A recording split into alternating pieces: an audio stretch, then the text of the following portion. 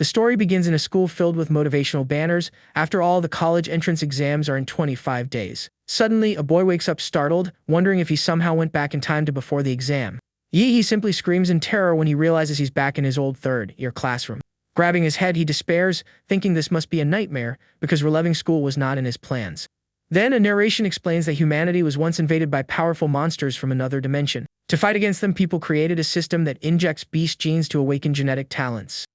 This is how warriors came to be, gaining a much higher status than ordinary people because of their strength.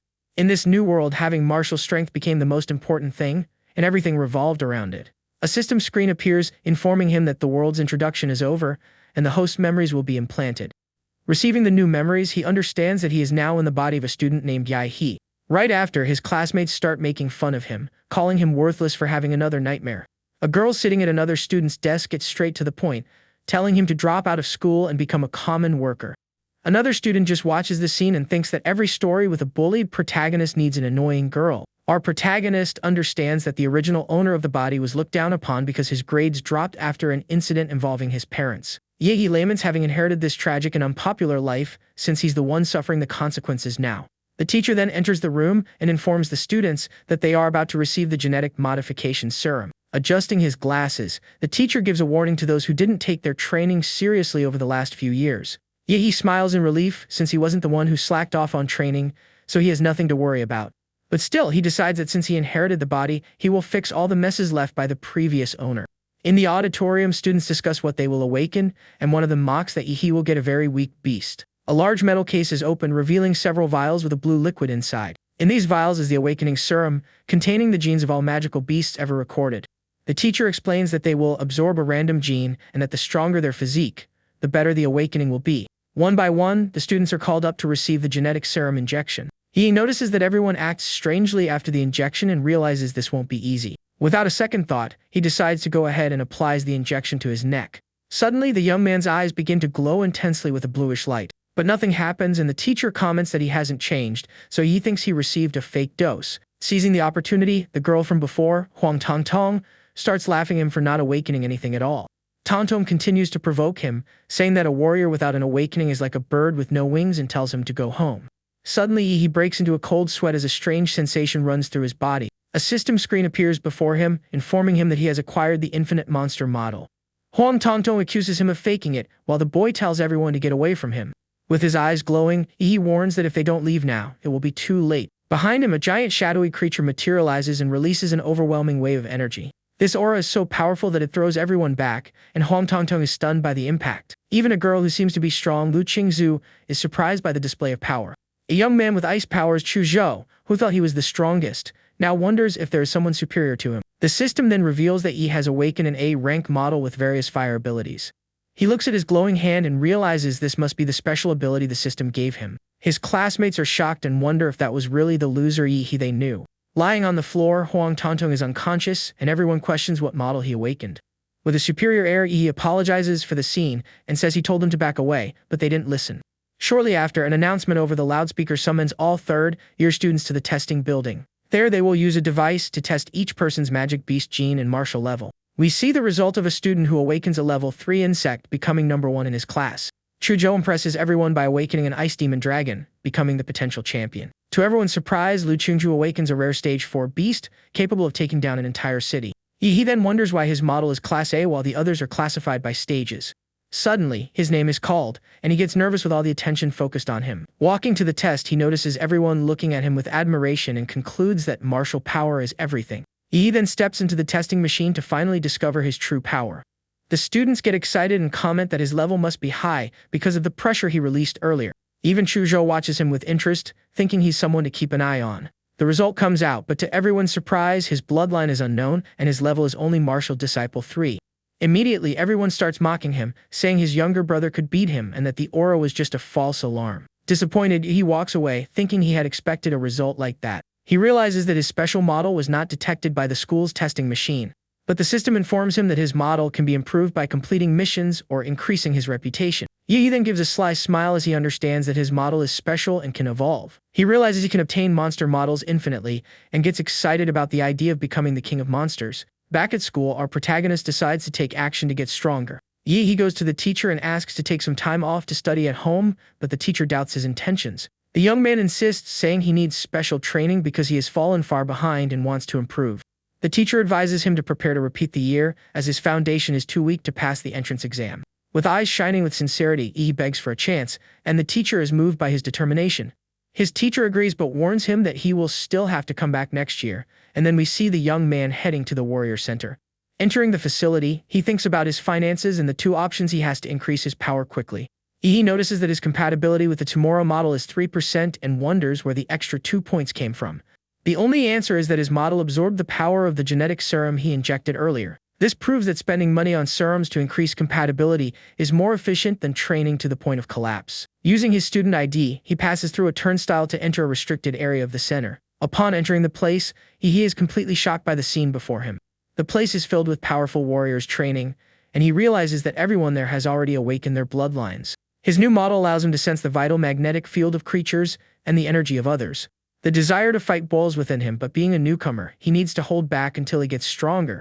Suddenly, a hand touches his shoulder, pulling him out of his thoughts about the future. A very beautiful woman warns him not to stare at others so casually. He apologizes and asks for help finding the place that sells genetic medicines, as the center is huge. The woman explains that these medicines aren't cheap and can cause resistance, losing their effect over time. She informs him that at his level, he can only use the beginner's potion, which costs 400,000. He is startled by the price and asks if she knows anyone who can give him a discount. The woman then hands him her business card and says that a referral from a senior might help. He thanks her and says goodbye, while the woman wishes the boy luck and hopes they see each other again. With a determined look, he prepares to put his strengthening plan into action. He spends a fortune on equipment and medical expenses, showing he's not messing around. At night in his room, a blue light shines brightly as the boy begins his training. He injects several serums into his body and his compatibility increases to 7%. He feels his body getting stronger but notices that the mutations get harder with each potion. With a confident smile, he believes he now has a chance to be the best in the exam. It is then explained that secret realms are classified from rank F to S with increasing dangers. The protagonist decides to go to the E-level secret realm and notices the place is quite empty. At the counter, he informs them he has a reservation, and the receptionist has him sign a liability waiver. Standing before a huge blue portal, he faces the entrance of the secret realm's rift for the first time. With an excited smile, he declares that this is the beginning of his journey to become the king of beasts. Without hesitation, he runs and jumps towards the portal, ready to face whatever comes. He is sucked into the portal and disappears in a flash of bluish light and particles. The young man lands stylishly on the other side, showing he's ready for action. Inside the realm, he is impressed by the beauty of the sky, full of planets and stars.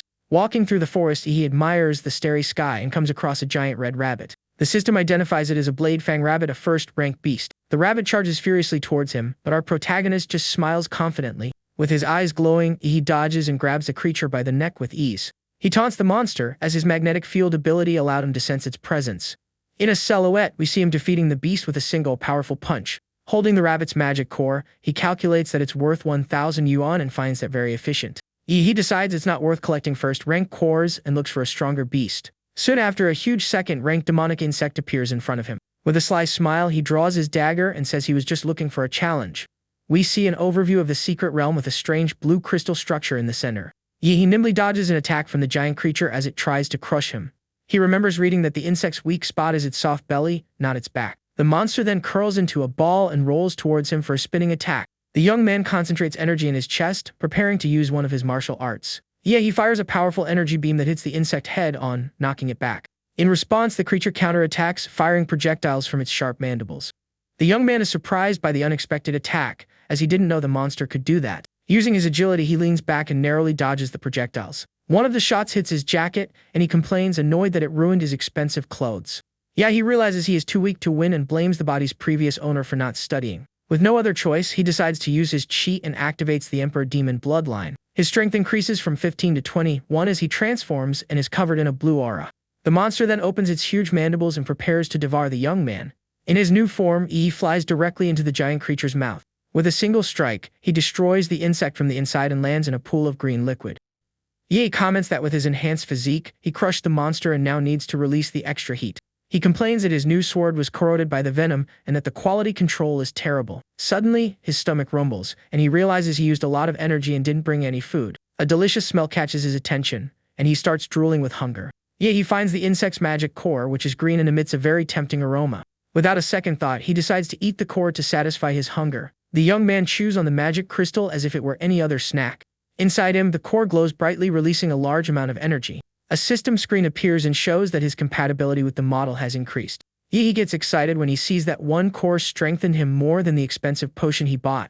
He cries with regret for having spent all his money on inefficient potions. Determined, he turns his frustration into motivation and decides to hunt all night. Activating his life field, he sends out energy waves to detect all nearby monsters. The next afternoon, his compatibility is at 9%, and he's carrying a bag of cores. He goes to sell his 20 white cores and 1 green one, leaving the receptionist shocked. He gives 1/10 of his haul to the government and gets 200,000 credits from the sale. With 9 days left until the entrance exam, he prepares to enter a D-class secret room.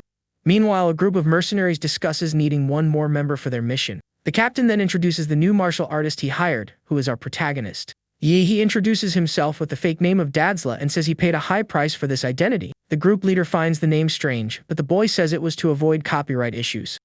The captain warns him not to get in the way, and he agrees, thinking it's good that the rules have been set. The team then drives their jeep into the portal, determined to find the blood jade flower. Inside the realm, they discover that the flower is in an oasis guarded by a level 2 monster. He observes the desert landscape and notes that the realms connect to different worlds. Suddenly, a pack of earth demon rats starts chasing their vehicle. The captain orders a hooded member to take care of the creatures attacking them. The man gets ready and throws several darts with his claws towards the demon rats. These projectiles hit the monsters head-on, causing a series of powerful explosions. The jeep speeds up, leaving behind the dust and the defeated creatures. Our protagonist is impressed to see that the guy infused energy into the darts to make them explode. They finally get close to the oasis, which is their final destination in the middle of the desert. The team gets out of the vehicle and starts walking to approach the location quietly. Their captain explains that the monsters are sensitive to sound, and the car's engine would alert them. He then assigns tasks to each team member, preparing for the ambush. The captain tells Yahi to keep watch, and he agrees with a calm smile. A stun grenade is thrown, leaving a trail of smoke in the sky. The explosion releases pheromones that attract a furious monster, sensing its territory has been invaded. A huge level 2 earth dragon emerges from the dust, ready to attack. The captain prepares for battle with his sword stuck in the ground around him. He picks up one of his weapons and faces the beast with a serious and determined look. Another team member with a sinister smile also gets ready for the fight. The captain leaps and attacks the dragon with a precise and powerful sword strike. The monster is defeated, and the team celebrates their victory over the giant beast. Their leader then hurries them to continue advancing towards their objective. But suddenly, a giant claw appears from behind and attacks him by surprise. The captain is thrown far away by the impact of the creature's unexpected attack. The hooded young man quickly saves him, pushing the captain away from danger. He then jumps and delivers a devastating punch that creates a huge crater in the ground. The others are shocked to see a newcomer with the strength to shake a level 2 beast. The team congratulates him and thanks him for saving the captain from that situation. One of them holds the dragon's soul essence that they managed to collect. They comment that the essence is valuable and can greatly improve someone's model. The captain gets up and says it was a close call, but they got what they wanted. Suddenly, the man with sunglasses attacks him from behind with a malicious smile. The team panics upon seeing their captain betrayed and attacked by one of their own men. The leader asks what the traitor named Hugh D is doing, as he pushes him away with a kick. Hugh D replies that it's obvious, as he's just trying a way to get rich quick. Suddenly, a giant, intimidating bald man appears, revealing himself to be the boss behind the betrayal. One of the team members recognizes him as a famous thief who robs martial artists. The captain realizes he's been poisoned and questions how the traitors knew the flower's location. He then understands that the information was passed through the darts thrown earlier. The dart thrower calls him smart and tells him to go back to school instead of meddling where he's not wanted. He responds with a confident smile that a top student title waits him after the exam. He then lunges into an attack with a swift kick, and the traitor calls him arrogant.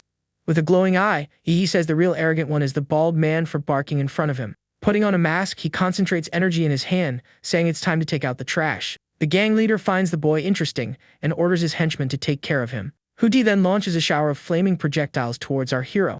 Activating his power, he creates a blue energy shield that protects him from the attack. After the explosion, the team warns him to be careful, as the enemy has disappeared from sight. They shout that Hudi is coming from above with a powerful kick called the Mountain Slicer. He sees this as the perfect chance to test his new ability and concentrates energy in his fingers. He then fires a blue energy beam that hits the enemy head-on in mid-air. The captain is shocked and wonders how a newcomer defeated a strong warrior with a single blow. With a casual puff, he blows out the energy from his finger while Hudi lies on the ground. The bald man shouts in shock and asks which great family the boy is from to have a genetic technique.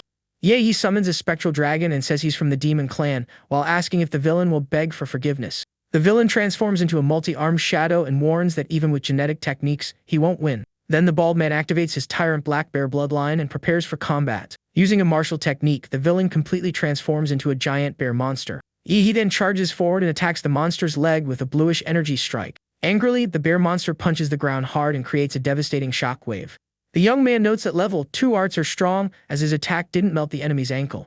That powerful energy wave spreads across the entire battlefield in a circle. Then Yi asks if the villain is done and says it's his turn to attack now. He concentrates a huge amount of energy into his fist and prepares a mountain-crushing punch. The punch lands squarely on the monster's chest and releases an overwhelming blast of blue energy. After the attack, the villain returns to normal and falls defeated to the ground as Yi looks down on him. The team is completely shocked by the young man's strength and can't believe what they just saw. The bald man accuses the boy of using a toxic gas and curses him, saying he will be punished for it. With glowing eyes, our hero wonders who the villain thinks he is to be cursing him. The scene shifts to the city's central stadium, where the martial arts entrance exam is about to begin. An announcer explains that the exam will be a double elimination competition system, where the winner advances. Each student will have 3 fights in the qualifiers, and the best will compete until the grand champion is decided. The announcer says they are the future, and declares the official start of the exams with a big smile. In Arena number 1, we see 2 students exchanging fierce blows in the middle of an intense combat. Meanwhile, in Arena 4, a girl defends against a punch with her arm glowing with energy. But in Arena 6, one of the candidates is alone, as her opponent has not yet shown up for the fight. The commentator informs that the fighters are Huang Tongtong and Yi, but he is not in the ring. Huang Tongtong thinks the shame from the awakening wasn't enough, and that now she will humiliate our protagonist. The crowd starts mocking Yi, calling him a coward for not having the courage to show up and fight. The referee then blows the whistle and is about to declare that Yi has forfeited the match and lost by default. Suddenly, 2 important men sense a massive aura approaching and become alert. High in the sky, a ball of blue energy flies at high speed towards the stadium, shocking everyone. Inside the energy, we see Yi, who shocks everyone with his power that allows him to fly. He lands in the arena with a powerful impact, raising a cloud of dust and surprising Huang Tongtong. Startled by the sudden arrival, the girl shields herself from the impact and wonders what is happening. Huang Tongtong barely has time to react, as the boy's foot appears in front of her, ready for a devastating kick. With a single powerful kick, our hero sends a girl flying, knocking her out of the arena. Yi sighs in relief and says it was a close call, as he almost had to come back next year. Lying on the ground, Huang Tongtong is unconscious, and the referee declares Yi the winner of the match. The audience goes wild with his strength and comments that his entrance was very stylish and legendary. Yi thinks that the captain gave him a fruit that strengthened him, and now he's ready for whatever comes. On the tournament bracket, we see that he has advanced to the next stage and will fight someone named Long Tao. In the next fight against Long Tao, Yi lands a powerful kick to his opponent's stomach and wins. Soon after, he faces another opponent and defeats him with an impressive spinning kick. The crowd goes wild and nicknames him the One-Kick Superman, as he wins all his fights with a single blow. With a closed fist, he celebrates winning all 3 matches and advances to the 3rd round of the tournament. After the fights, several university recruiters try to get our protagonist's attention. Yi is surrounded by them as they all offer scholarships and ask for his contact information for the future. With a thoughtful look, he reflects on which would be his favorite university to attend. Then, with a confident smile, Yi says his choice is Hado University, the best of them all. The recruiters call him arrogant and leave, but he understands that the university is very selective. With a sly smile, he thinks he will show them his strength and see their faces when he wins the tournament. Suddenly, 2 men in suits approach him and ask for his cooperation to re-evaluate his martial level. The evaluator is shocked to see that he has reached the 9th level and accuses him of cheating for advancing so quickly. The man questions him for going to a dangerous secret realm before such an important exam. Yi explains that he went to find himself and that he broke his genetic lock during one of the battles. The 2 men are completely stunned and break into a cold sweat upon hearing about the broken genetic lock. They rush to report the news, and Yi realizes he has now become a person of interest. We see posts from various parents and friends wishing the students good luck on the exam. Sitting in a chair, he looks at his phone and sees the broadcasts with the students' relatives. Yi feels sad thinking that he has no one to cheer for him, as he is a lonely orphan. But elsewhere, his old teacher is watching the fight on TV and cheering for him with great excitement. Yehi's next opponent is Luo Xuan, a guy famous for being number 1 at his school. With glowing eyes, our protagonist offers the first move to his opponent. Luo Xuan asks if he doesn't know who he is, but Yi says the result will be the same. Laughing hard, Luo Xuan activates his bloodline and covers himself in an energy aura. He then charges forward with a lightning claw martial art and threatens our hero. The energy claw rapidly approaches Yi, who remains calm and still, but the young man blocks the attack with his own claw and says Luo Xuan is weaker than the bald guy. The opponent screams in pain as he feels his hand being crushed by our protagonist's grip. Without wasting time, Yi grabs him by the arm and lifts him into the air with ease. With a single move, he throws him to the ground, shattering the entire arena with the impact. The referee declares him the winner as he wonders if there are any decent competitors. Lu Xuan is unconscious, and everyone is shocked that he defeated the favorite so quickly. The audience comments that his skills are on another level, and that he is a true master. Everyone shouts He's name and supports him, saying he will definitely make it to the finals. As Lu Xuan is carried away on a stretcher, Chuzhou watches him from a distance. With a confident smile, Chuzhou vows that he will defeat Yi in the final round. At Huadu University, a man orders his staff to get information on the boy. The scene then shifts to another arena, where the fights of the second group are taking place.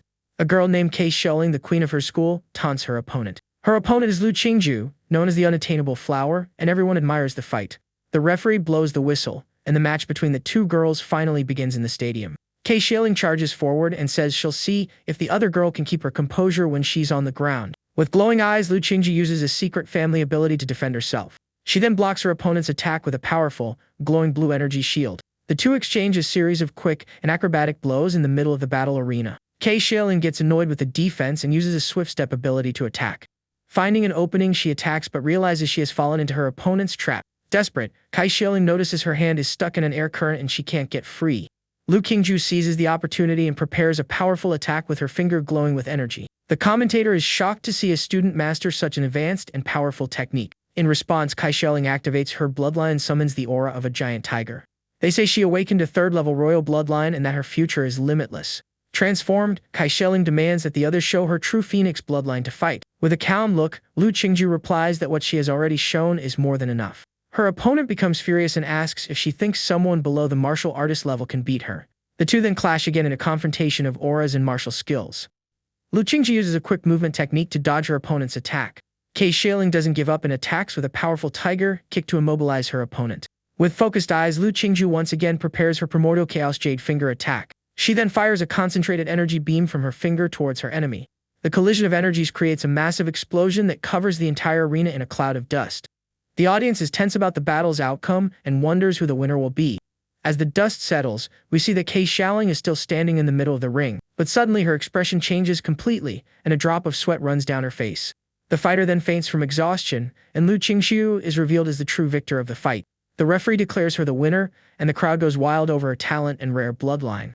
The scene then shifts to the tournament bracket draw with the top 8 competitors. Our protagonist is called to draw and places his hand on one of the spheres.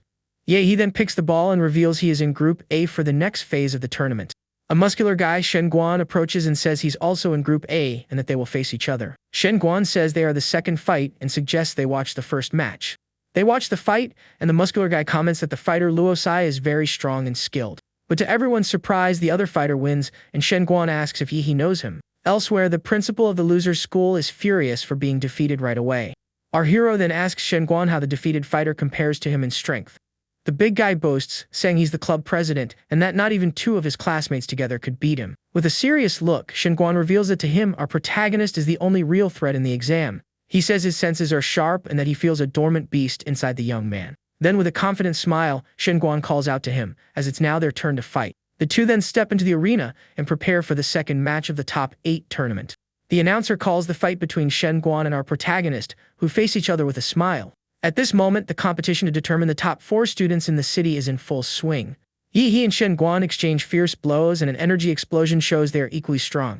The fight is so intense that the audience is shocked by the speed and strength of the two. With a bleeding nose, Shen Guan asks if this is an ability from the boy's bloodline. Yi finds the power to destroy cells mysterious, and his opponent shields himself from the nuclear radiation. With glowing eyes, he thinks his opponent is a monster and the fight won't be easy. Shen Guan then reveals his family's martial art, summoning the auras of powerful animals. He concentrates energy in his fists and prepares to use a technique called Deer's Peak.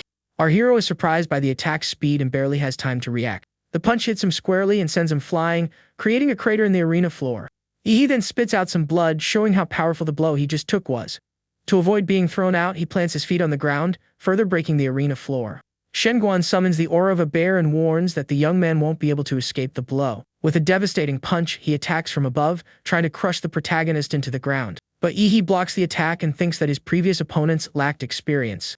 We see the young man recovering from the blow and preparing to counter-attack with his energy. Shen Guan grabs him and says he can lock his martial energy, leaving him defenseless. Then, with incredible strength, he throws him into the air, preparing to finish the fight. Summoning the aura of a fire tiger, the brute prepares for an overwhelming attack. Shen Guan attacks with a tiger's pounce and hits the boy squarely in midair. Immediately after, he summons an eagle and dives for a devastating aerial attack. His opponent shouts that the young man can't beat him, while Yi shields himself from the blow. Shen Guan's attack causes an energy explosion that destroys the arena floor. Satisfied with his combo, the big guy laughs and boasts about having won the fight easily. The medical team prepares to enter, as the winner seems to have already been decided. Suddenly, Shen Guan is startled to see a light shining in the dust on the floor. A huge amount of dark blue aura explodes from within the crater in the ring. A monstrous claw emerges from the smoke, and our hero admits that his rival is strong. He then reveals his complete Demora monster transformation, covered in lightning. He warns that if it's any consolation, his opponent is the first to see him in this form. Shen Guan is shocked to see the personification of a magical beast in front of him. He can't believe the boy's bloodline awakening has reached such a high level. One of the examiners monitoring the fight notices something strange in his headphones. He is startled to see that the nuclear radiation level is completely off the charts. Because of this, the examiners create a barrier to prevent an energy leak. The audience gets excited and wonders what magical beast the boy managed to awaken. He understands that no one knows the monster, as it doesn't exist in this world. Shen Guan's nose bleeds, and he realizes he can no longer block the energy. With no other choice, he also activates his golden monkey demon bloodline to fight. Shen Guan attacks with a serpent strike, but our hero faces him without fear. He then counterattacks with his own martial art in a clash of energies. Using his mountain-trapping fist, he lands a devastating blow on his opponent. With an injured hand, Shen Guan regrets it, as his arm was almost destroyed in the attack. He praises him for his strength but warns that unfortunately it won't change the outcome. That fight is between a third-level royal bloodline and an unknown magical beast. Shen Guan realizes he can no longer suppress the boy's energy and decides to retreat to attack. Flying towards him, our hero warns the big guy not to get distracted during the fight. He then unleashes a sequence of blue energy attacks that hit the enemy squarely. Without giving up, Shen Guan prepares another serpent attack with his hand glowing gold. But our protagonist catches the blow with his monstrous claw, stopping him from advancing. He explains that his goal was to reposition himself to get behind his opponent. We then see the young man's foot kicking the ground, creating a foothold for his next move. Suddenly, a giant energy foot appears to try and crush the boy once and for all. Using his agility, he runs up the giant legs to dodge the devastating attack. Shen Guan then slams the arena floor hard to try and hit him with the impact. With a focused look, the big guy carefully watches his opponent's movements. Our hero stands with his arms crossed, waiting for the right moment to strike. The floor shatters beneath his feet, and he warns that it's now his turn to show his power. He then fires a blue energy beam from his mouth and an overwhelming breath attack. The beam hits the floor, as Shen Guan is kneeling with his mask on his chin. Kneeling on the ground, the opponent bows and declares his surrender to our hero. He gets annoyed and complains that he was ready to fight, but now the surrender has made him uncomfortable. Sighing in frustration, he cancels his attack and decides to let the fight go. He then releases the rest of the energy from his mouth and complains that it's tough having to hold back his power. Returning to normal, the referee declares him the winner, and he stands still with smoke around him. The crowd goes wild with the victory, and everyone shouts that Brother Y is amazing. We see a meme showing Shen Guan confident before the fight and crying afterward, apologizing. On social media, several fan groups are created, and everyone believes he will be the champion. In his office, the other school's principal is furious, as he had placed his hopes on the loser. He yells at Shen Guan and threatens him, telling him not to even think about going to college. The muscular guy then places a hand on the principal's shoulder, who is startled by the sudden touch. Shen Guan explains that he surrendered to avoid injury and warns the man not to threaten a warrior. The principal is terrified and sweating as he agrees with what the young man just said. We then see the screen showing the 4 finalists of the tournament, which are Yuhi and 3 others. Our hero's school principal celebrates with a fan and thinks about promoting the old teacher. His former teacher shouts with excitement as the draw for the semifinals begins. Our protagonist draws his ball and realizes he will be fighting in the first match again. Immediately after, Lu Qingju also draws the first match to everyone's surprise. The screen announces the fight between the two, and the audience gets excited for the most anticipated showdown. The audience thinks Lu Qingju has a chance to win, as she has mastered 2 mysterious royal martial arts. Meanwhile, they speculate that Yi's bloodline is also 4th level and very powerful. Back in the semifinals arena, the crowd is excited for the start of the big fight. The referee announces the entrance of the 2 competitors from the same school for the grand combat. Without wasting time, the referee gives the signal, and the most anticipated battle of the tournament finally begins. Right at the start, our protagonist is thrown back by an energy explosion. Amidst the smoke, Lu Qingju remains calm and serene, carefully observing the situation. Suddenly, a huge shadowy figure with glowing eyes appears in the smoke behind her. With a serious look, Lu Qingju faces him and hopes he is strong enough for the fight. He releases a cloud of steam, and the audience is confused because they can't see anything. The commentator gets excited and wonders how Lu Qingju will handle the dark horse of the exam. Observing her silhouette, he notes that her arts are superior and he can't harm her. He realizes he needs to go all out from the beginning to have a chance of winning. Without hesitation, the young man concentrates his energy and prepares his powerful mountain punch. Liu Qingju then prepares to use her martial arts to defend and counter-attack. With his eyes glowing intensely, Yi gets ready to deliver the blow with all his strength. He attacks, but the girl realizes she's been tricked, as it wasn't a punch, but a whip. Liu Qingju is surprised because he shouted it was a punch but ended up using a steel whip. Suddenly, his monster form appears and opens its mouth for an overwhelming energy attack.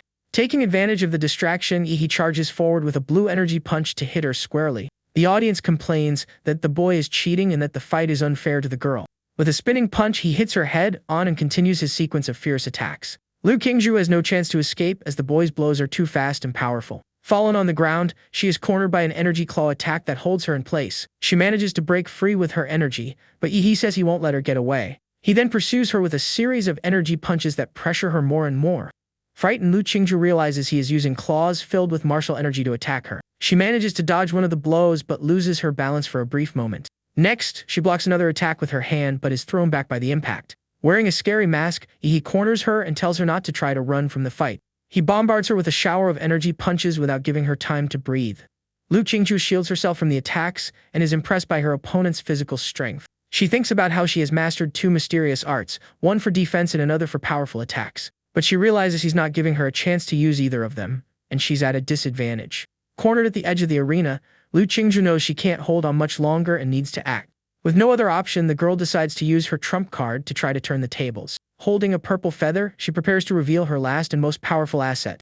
With a determined look, Liu Qingju knows this is her only chance to win the fight. She then activates the awakening of her halberd bloodline, releasing a purple aura. A huge shadowy bird silhouette appears behind her, ready for the final battle. Awakening her bloodline, Liu Qingju reveals her halberd transformation for the first time. With her hand glowing, she warns him to be careful, as she can't control her strength in this form. Smiling, he says that so far he's only used 5% of his strength and that he's going all out. Suddenly, purple feathers attack him from behind, but he senses the danger in time to defend himself. With her wings spread, Liu Qingju uses her mysterious jade finger martial art to attack. He then counterattacks with his powerful atomic explosion fist without hesitation. The clash of blows causes a blue and purple energy explosion that illuminates the entire arena. The audience is blinded by the impact, and everyone covers their eyes to shield themselves from the bright light. Liu Qingju is thrown back by the force of the explosion and screams as she flies through the air. With her eyes wide with surprise, she can't believe the power she just witnessed. Our protagonist then releases a large amount of energy that shatters the arena floor. In his monster form, he prepares to use his most powerful attack of all. That energy spreads throughout the entire arena, an impressive scene of power and destruction. Liu Qingju feels the energy fluctuation and realizes the situation is not good for her at all. She then watches the true form of Yi's magical beast preparing for the attack. The spikes on its back begin to glow intensely, storing an enormous amount of energy. This energy is then gradually transmitted to the mouth of our transformed hero. Yi fires an atomic breath beam with unimaginable and overwhelming destructive power. Liu Qingju stands still in front of the attack and is engulfed by the silhouette of the energy blast. The beam hits her squarely and a large explosion of purple and golden energy occurs on impact. At the last second, she awakens a latent ability and manages to protect herself from the attack. A massive explosion occurs and the energy beam hits the arena floor with force. Using her feathers, Liu Qingju manages to deflect the attack and spread the energy throughout the stadium. The announcer is stunned to see that the attack was deflected and several beams hit the arena. The audience panics and protects themselves from the energy beams flying in their direction. Suddenly, a golden honeycomb-shaped shield appears to protect everyone in the stadium. The attack is completely blocked, and the energy dissipates without harming anyone in the audience. The city's mayor appears covered in a golden aura, revealing himself as everyone's savior. He tells everyone to watch carefully, as the greatest champion in the city's history is about to be born. The commentator thanks the mayor, and everyone calms down with the protection he offered. On the arena floor, a pool of blood forms showing that someone was injured in the attack. Liu Qingju is standing, but her clothes are torn, and her body is covered in injuries. Shocked, she wonders if she can really beat the boy, as he broke through her defense. Suddenly, she remembers her ancestors telling her that she cannot lose the fight. Her mother also appears in her memories and says that she needs to revive the Liu family. The mother says that the girl needs to keep winning, not just now, but also in the future. Tired of all the pressure, Liu Qingju admits to herself that she is completely exhausted. She then looks at Yi, who is covered in energy, and admits that he is very powerful. With glowing eyes, she thinks it's natural that she can't beat such a strong opponent. Taking advantage of the weakness she is showing, Liu Qingju challenges him to defeat her quickly. She hits him in the chest with an energy punch, but he doesn't move an inch. Shocked, Liu Qingju asks why he didn't dodge the attack and is completely confused. Yahello then questions her and asks where all her fighting spirit from before has gone. With her eyes full of tears, she is left speechless by her hero's question. He asks if she even looked at him properly during the entire fight they had. Angrily, he shouts that he will win the title fair and square with no forfeits. Lu Qingju looks at him with glowing eyes and realizes he is being very serious. He then hits her with a powerful punch that sends her flying back with incredible force. With his fingers glowing, he warns her to start taking him more seriously. He attacks her several times and complains that she is a bad person for hitting him like that. Trapped in an ice dome, Lu Qingju gets annoyed and asks why he insists on continuing to fight. Suddenly, a purple energy explosion frees her, and she shouts for him not to hit her in the face. With a confident smile, he says that if she doesn't want to get hit, she'd better start fighting seriously. Lu Qingju then unleashes all her power and completely transforms into a hellbird. She reveals the true form of her magical beast and promises to defeat him with her maximum power. With huge wings, Lu Qingju flies above him and looks down, ready for the final confrontation. With an excited smile, he says that now things have finally gotten more interesting. He then transforms back into his monster form and releases a blue aura. He activates an ability called Nuclear-like Combat Body to strengthen himself. Floating in the air, he calls her for a good fight and prepares for the last attack. With her wings spread, Lu Qingju prepares for a tearing hurricane attack and charges forward. The attack creates a purple energy tornado that moves towards our protagonist. He then dodges the blow and flies over the tornado to escape the massive attack. He then counterattacks with a powerful explosive punch full of blue energy. Lu Qingju then releases energy from her mouth in a devastating and powerful sonic scream. This attack spreads in energy rings and the aura of a giant bird appears behind her. The energy wave clashes with our protagonist, who is in the middle of the battle arena. He then flies towards her and prepares for a claw attack to counter. Angrily, he asks if she thinks she's the only one who knows how to shout loudly in a fight. The spikes on his back glow intensely, storing a huge amount of energy. With glowing eyes, Lu Qingju says she will not back down and will release her strongest move. She then prepares to face him head-on with all her power, without hesitation. The two fire their most powerful attacks in a clash of energy that illuminates everything. Lu Qingju uses her bloodline ability to create a blood spike attack. She launches a barrage of purple spikes that fly towards our protagonist. The two attacks collide in the middle of the arena, forming two powerful energy impacts. The commentator worries as the collision of power is too strong for them to control. The mayor then uses his genetic technique to prepare to intervene if necessary. He creates a divine wall to protect everyone from the coming energy explosion. The explosion happens and destroys the wall, but it manages to protect the audience from the impact. The audience is shocked by the impact and wonders if it was the mayor who created the wall. Everyone comments that if it weren't for him, they all would have become collateral victims. The mayor thinks that his walls weren't that solid and is surprised by the two candidates. A bloodied hand appears in the dust, showing that the fight had a messy outcome. Lu Qingju is on the ground with her arm injured, as her body's power has been depleted. With a determined look, she says she can't give up, as she can still fight much more. Suddenly, a foot steps in front of her and shatters the arena floor with a single step. Our protagonist emerges from the smoke and looks down at her as she lies on the ground. He warns her that if she doesn't get rid of the radiation in her body, she will be crippled in the future. Lu Qingju remains silent, not knowing what to say in the situation she is in. With tears in her eyes, she complains about why he forced her to fight so seriously. He kneels in front of her and looks at her with a serious and questioning gaze. He asks if she really didn't want to fight or if she was just being rebellious and spiritless. Lu Qingju is speechless and cannot answer the question he just asked. She thinks that he was right, as she was thinking about defeating him at that moment. The fighter admits to herself that's why she gave up her defense and used all her strength. Lu Qingju then realizes she felt the euphoria of fighting for herself and not for her family. With her face blushing in embarrassment, she feels awkward about what she just discovered about herself. He then helps her heal and says that she has too many thoughts that distract her. He explains that's why she lost, and the girl is surprised to see her arm healed.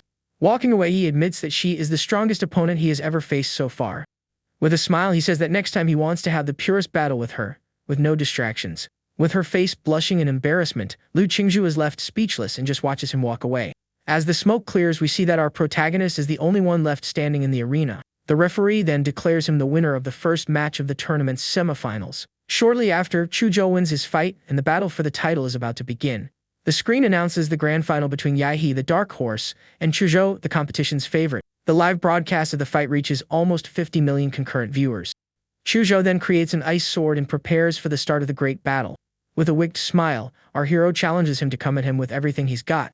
Chuzhou creates several ice clones and advances for a coordinated attack. Without moving, our protagonist is attacked from all sides by the ice clones. He then concentrates his energy and prepares for an explosive atomic fist attack. With a single punch, he unleashes an energy explosion that destroys all the clones at once. Chuzhou realizes that he used an area of effect attack so he wouldn't have to look for his real body. Shocked, he thinks that even with his defensive ability, he couldn't fight the boy head-on. The blue-haired young man decides that if he can't fight up close, he will tire him out with long-range attacks. Chujo then summons the aura of an ice dragon and prepares to use his bloodline ability. With an ice pulse attack, he launches a freezing energy blast towards Yi. A huge ice dragon appears in the arena, and the audience goes wild at the display of power. The attack freezes our hero and forms a huge iceberg in the middle of the battle arena. Chujo admits that using such a large amount of ice power comes at a high cost to his body. Suddenly, the iceberg begins to melt, and a bright light emerges from within. An explosion of yellow and blue energy shatters the iceberg into 1,000 pieces in the air. Shocked, Chujo can't believe he managed to break free so easily. Our hero then fires an energy sphere that destroys the remaining ice crystals. A bluish explosion occurs and clears the entire arena of the debris from the previous attack. In his monster form, he warns that the ice dragon's power never worked on him. In his complete form, he says it seems to nullify him a bit in the battle between them. His opponent realizes that the difference in strength between them is too great to be overcome. Chujo then decides to use his final move, which he was saving for the fight against Lu Qingju. He creates a giant ice sword and prepares for the final attack. The mayor is impressed by the young man's sword intent and his immense strength. With a powerful blow, Chujo attacks our protagonist with all his strength at once. The attack cuts through the air, leaving a trail of blue energy, and a drop of blood falls to the ground. Our hero catches the sword with his claw and says he might have a chance with a better weapon. Shocked, Chujo cries out in pain as he sees his ice sword being shattered into pieces. The shards of the sword fall to the ground, and he can't believe what just happened. With a sad look, he asks how much of a chance he will have to win in the future. Smiling, our hero replies, maybe a little more than becoming successful livestock. Chujo then raises his hand and surrenders as he has no way to win the fight anymore. With no one left to face, our hero is declared the grand winner of the exam finals. In a live broadcast, his classmates celebrate his victory and shout that he is amazing. He then became the great dark horse of the competition and surprised everyone with his power. His fame spreads throughout the city, and everyone comments that no one will be able to surpass him in the future. Back in the arena, the crowd goes wild and chants the grand champion's name in unison. The announcer introduces him, and Yi thinks with relief that his goal has finally been accomplished. A reporter interviews him, and he thinks they are describing his cheat in a very subtle way. With a smile on his face, he thanks his former teacher for never giving up on him. Watching the broadcast, his former teacher cries and feels guilty for not noticing his potential. Suddenly, he sees his principal waving with several arms and is surprised by the scene. The man then offers him a $2 million scholarship to promote the school. With dollar signs in his eyes, he thanks the school and says he wouldn't be there without the principal. Finally, he thanks himself for his hard work and wisdom throughout the journey. A system screen congratulates him and rewards him with a random model ability. With glowing eyes, he realizes that his model also has an achievement system. The scene then shifts to the stadium hallway, which is completely empty and silent. As he leaves, he is surrounded by a crowd of reporters and asks them to leave him alone. A journalist asks him which of the girls he finds more beautiful, and he gets confused. With no time to waste on silly questions, the young man decides to flee from the crowd of reporters. He manages to shake off the journalists and hides in an empty basketball court. Relieved, he celebrates getting rid of them and thinks about his system rewards. Suddenly, a mysterious figure congratulates him, and Yi is startled, thinking it's another reporter. The man takes off his hat and introduces himself as an envoy from Huadu University, here to speak with him. With a serious look, the envoy says they need to talk about the issue of genetic locks. Our hero is shocked by the mention of genetic locks and wonders how he knows about it. He thinks his abilities came from the monster model and questions the man's identity. The man then asks if he heard about the locks from his father, and the boy confirms the information. The envoy questions how a common taxi driver would know about something so secret and takes out an envelope. Our protagonist then understands that there might be a big secret behind his father's story. The man hands him the document and says that due to his special situation, he can have access to it. With his eyes wide with surprise, the young man opens the envelope and begins to read the secret document. It is written about a research institution called Prometheus, which was banned due to an incident. Angrily, he asks if they think his father was a researcher and that he is an experiment. The man calms him down and says the country won't make things difficult and that he had the right to know. He explains that as an important talent for the country, our hero's safety will always be guaranteed. With a funny face, he thinks that society adapts quickly and that fame brings problems. After delivering the message, the man says goodbye and leaves, leaving our hero alone. Alone, he celebrates having earned a lot of money and a spot at the university he wanted. But the most important thing is that now he can finally draw a new model ability from the system. A huge purple energy sphere appears in front of him as he begins the gacha draw. With glowing eyes, he is completely shocked by the amount of power he is feeling. The energy then condenses and forms a mysterious card, revealing his new ability. A giant and scary humanoid monster appears and the screen reveals it to be a D-rank model. The system screen shows that he has obtained the superhumanoid giant model with several abilities. With glowing eyes, he wonders what would happen if he combined his two models. With a wicked smile, he vows that with this combination, he will become the true king of monsters. Elsewhere, the bald man he defeated in the secret realm cancels all his appointments. Suddenly, he punches the table in anger and creates a hole with the force of his fist. The impact of the blow shows all his frustration and the hatred he is feeling at the moment. With a furious look and glowing eyes, the villain seems to be plotting something terrible. A man in a special suit informs him that they didn't find his brother's body in the secret realm, but they found a small amount of nuclear radiation at the location where he disappeared. The villain then remembers the promise he made to his mother to take care of his younger brother. With a wicked smile, he says it's a shame as the boy won't be able to enroll in college. Back at school, a mysterious delivery arrives for our protagonist who is training. He picks up the mail and thinks he needs to go to a secret realm to test his new model. In the letter, there is an invitation from Chuzhou for them to form a team and explore a new secret realm. With a disgusted look, he complains about receiving a letter and wonders if the guy is a time traveler. The scene then shifts to Redwood Mountain in An City, with a beautiful sunset on the horizon. Arriving at the mountain, he is impressed by the crowd of warriors gathered there. Shortly after, Chuzhou spots him in the crowd and greets him. The young man comments that he has gotten stronger, and the protagonist thinks about using his money to evolve. Then our hero asks him which university he will apply to in the future. Chuzhou replies that he's going to Hodu, and the protagonist notices that his mood seems a bit strange. Suddenly, a huge purple portal opens in the sky, announcing the opening of the secret realm. From within the portal, a bizarre three-headed creature with glowing green eyes appears. The monster then flies over the mountain, and all the warriors watch, shocked by its size. One of the warriors shouts for everyone to attack the creature and invade the secret realm with everything they've got. Without hesitation, the warriors leap into the air and charge forward to attack the monster with their weapons. The creature is terrified by so many enemies and tries to retreat, but cannot escape. A purple feather falls to the ground as the monster is completely taken down by the warriors. The scene then shifts to inside the secret realm with a forest of red trees.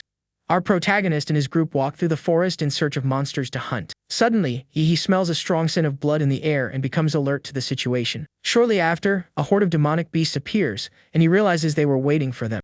All the warriors prepare for battle and are forced to fight because of national law. One of the warriors attacks a blue monster with a powerful punch full of flaming energy. Elsewhere, a group of warriors faces a giant purple monster in an intense fight. Chuzhou then prepares his ice sword and activates his bloodline ability. With his sword, he attacks and freezes two monsters with a powerful energy blast. Suddenly, a bizarre creature with sharp claws leaps towards him for a surprise attack. But our hero appears and takes down the monster with a powerful and precise atomic explosion punch. He tells him to be careful, and Chuzhou thanks him for the help during the battle. On top of a pile of bones, they comment that none of those beasts were worth fighting. Shocked, Chuzhou wonders how our protagonist managed to defeat so many monsters. He realizes that the boy used radiation to melt the flesh and blood of the creatures on sight. With a blue aura around him, our hero floats in the air after defeating a few more enemies.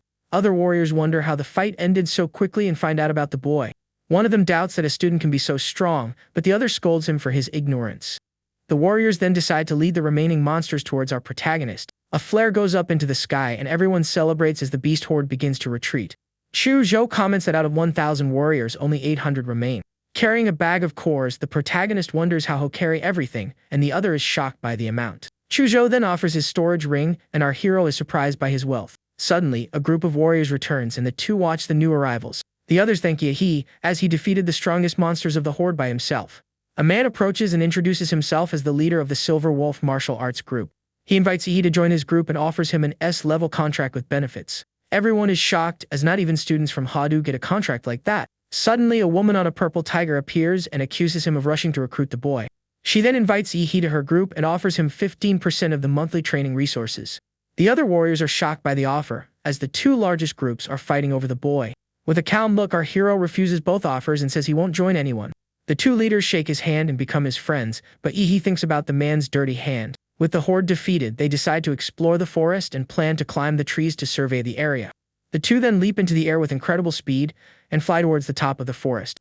On top of the trees, they observe the landscape and the cloudy sky of the mysterious secret realm. Suddenly, Chuzhou spots something on the horizon and wonders what it could be. In the distance, they see the silhouette of a giant creature more than 1,000 meters tall. With a confident smile, the protagonist says that in a few years, they will conquer all the realms. Chuzhou is impressed by his confidence, as he himself would feel fear of such a being. He calls him a true warrior while our hero only thinks about getting his friend's cores. Using his magnetic field, he detects an empty area in the southeast of the secret realm. He thinks that where there's smoke, there's fire, and that the greater the danger, the better the reward. He points to the southeast and tells his companion that there is a lake in that direction. They then arrive at a lake with crystal clear waters, surrounded by dark and twisted trees. With a smile, the boy greets someone named Sister Yuli, and Chuzhou is very confused. 3 warriors recognize him as the champion, and one of them asks the woman to introduce him. Our hero asks how long they have been there, and the woman says she just arrived. Suddenly, two companions emerge from the water, and our hero watches the scene intently. With a shout of joy, the man announces that they are going to be rich, as there is a relic at the bottom of the lake. The man and the woman celebrate the discovery and get excited about the chance to become truly rich. He wonders what relics are, and Chujo explains that they are mysterious and ancient constructions. Suddenly, the man notices someone else's presence and becomes alert to the situation. The guy accuses them of spying, but the woman stops him and says they are the exam champions. She explains that their strength is great and that the two can help in exploring the ruins. The man asks about dividing the spoils, and the protagonist suggests it be based on effort. The guy reluctantly agrees and thinks it's better not to pick a fight with future big shots. The group then dives into the lake to begin exploring the mysterious underwater relic. They swim through an underwater cave and find the ruins on the other side of the passage. Inside the cave, the man notices that one of his companions named Lu Wei is no longer there. He tries to contact him by radio but gets no response and becomes worried by the silence. He asks if they saw any monsters, but the woman says they used bait and nothing appeared. The woman with glasses says the place is dangerous and questions if they should continue the exploration. Shouting, the leader says they must continue and that the cowards can leave right now. The rest of the team remains silent and seems determined to continue the dangerous mission. Since no one gave up, the group moves forward together through a dark and narrow corridor of the cave. At the end of the corridor, a bright white light catches the attention of all the explorers. Our protagonist then stares at the light with a serious and suspicious look about what it might be. Secretly, our hero tells Shujo that the timeline of the story doesn't match reality. He says it's if they had a cheat to find the cave so quickly. Shujo suggests they warn their acquaintance and run, but the protagonist has a plan. With a wicked smile, he tells his friend not to worry, as he has a card up his sleeve. Suddenly, they come across a nest of giant green vines, and the group is startled by the scene. One of the warriors notices a skeleton and realizes the aquatic monsters were devoured a long time ago. The woman asks the leader where the relic he promised they would find there is. Pointing to the ceiling, the girl with glasses screams upon seeing something terrifying trapped in the vines. They then see Li Wei's body hanging and realize he fell victim to the carnivorous plants. The two women scream in terror upon seeing their companion's body dealt with in that way. The leader despairs and wonders where the relic he swore was there has gone.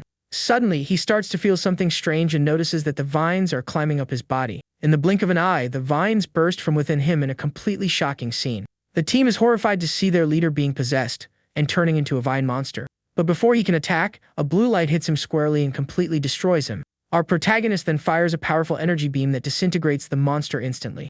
With smoke coming from his mouth, he is impressed by the intelligence of the creature that tricked them. He understands that the monster used the warrior as bait to lure more prey to its nest. The creature then blocks the cave exit with a waterfall to prevent them from escaping. Chujo remembers reading about a phantom demon vine, a king monster. The woman is startled by the monster's class, but our hero says he will pulverize it. Suddenly, a threatening voice calls out to him and says it is there to end his life. Immediately after, the cave ceiling explodes and a mysterious figure emerges from the dust. The bald man he defeated before appears covered in a red 8th level aura. Our hero then wonders if there's anyone else who misses him enough to show up like this. The villain explains that he learned about the use of radiation and followed the traces to find him. Even by hiding in the cave, our protagonist couldn't shake his pursuer. With a mocking look, he asks who the uncle is and if they know each other from somewhere. Annoyed by the taunt, the bald man lunges to attack but is caught by the monster's vines. He realizes he was lured into the creature's nest and that it was all a trap. Angrily, the villain shouts and accuses the young man of planning everything so he would get caught. Our hero just watches the scene and thinks the uncle has a lot of drama for a first meeting. Furious, the bald man releases his energy and complains that his target is the boy, not the vines. Their fight is so intense that the woman screams as the cave is about to collapse. She then turns and shouts for everyone to get out of the way and escape the collapse. With no other choice, our protagonist transforms and prepares to intervene in the fight. He then fires a powerful blue energy beam that opens a hole in the cave ceiling. The attack goes through the waterfall and creates an escape route for everyone to get out. Looking back, Yi tells Sister Yuli and her group to leave first through the opening. But the villain, covered in a fire aura, shouts that he won't let anyone escape alive. Chu Zhao then uses his sword and 10 ability to attack the villain. With his sword in hand, he says that no one will touch a single hair on his friend's head. The bald man scoffs at the attack and asks if he thinks a hailstorm will hurt an 8th level warrior. But our hero takes advantage of the distraction and attacks him from above with a powerful and surprising punch. He then concentrates his energy and uses his explosive atomic punch with all his strength. The bluish energy explosion sends the villain flying and shows the young man's full power. Chu Zhou advises him to run as the enemy is too strong for him to face now. But our protagonist tells him to leave the bald man to him and prepares for the fight. Outside, the group that escaped watches the lake being churned up by the fight happening below. The woman then asks where our hero is, and Chu Zhou becomes worried. With a sweaty face and a tense look, he doesn't know what to answer and just stares at the lake. Suddenly, a huge bluish energy explosion happens at the bottom of the lake in an overwhelming fashion. Our hero emerges in his giant form and prepares for the final showdown with the villain. The bald man is hit by the explosion, and his body begins to be disintegrated by the energy. Chu watches the scene, shocked, and protects the woman from the attack's shockwave. A storm of lightning and blue energy covers the entire sky of the secret realm in a frightening way. From the middle of the waves, our hero emerges in his giant form and asks his friend for clothes. He explains that the mysterious warrior blew himself up with a plasma bomb and took the monster with him. Chu comments that he saw a giant in the smoke, but the protagonist dismisses it, saying it was his imagination. Relieved, he thinks that luckily he managed to fool them and that he got the demon vine's core. The woman says goodbye and promises to compensate him, but he says it was a favor being repaid. With a wicked smile, he and Chu get ready, because now it's time to hunt monsters. 3 days later, the two leave the secret realm through the entrance on Redwood Mountain. Stepping onto the asphalt, he is surprised by the rapid change of the place in such a short time. With wide eyes, the two are shocked to see the city that has formed there. He is impressed by the infrastructure and the country's ability to develop so quickly. At the appraisal center, Chu drops a giant bag of cores on the table. With a smile, our hero says he needs to get everything out quickly so the appraisal can finish soon. He then uses his storage ring and prepares to take out all the cores he collected. He starts taking out several bags from inside the ring and throws them on the center's floor. The appraiser is shocked by the amount and asks if he's there to move. With a sweaty and scared face, the woman asks if he's done taking out all the bags. With a mischievous look, he says he still has many spiritual medicines to take out of the ring. At the medicine appraisal center, the experts are shocked by the rare plants he found. Everyone comments on the boy's luck and how he became a rich man overnight.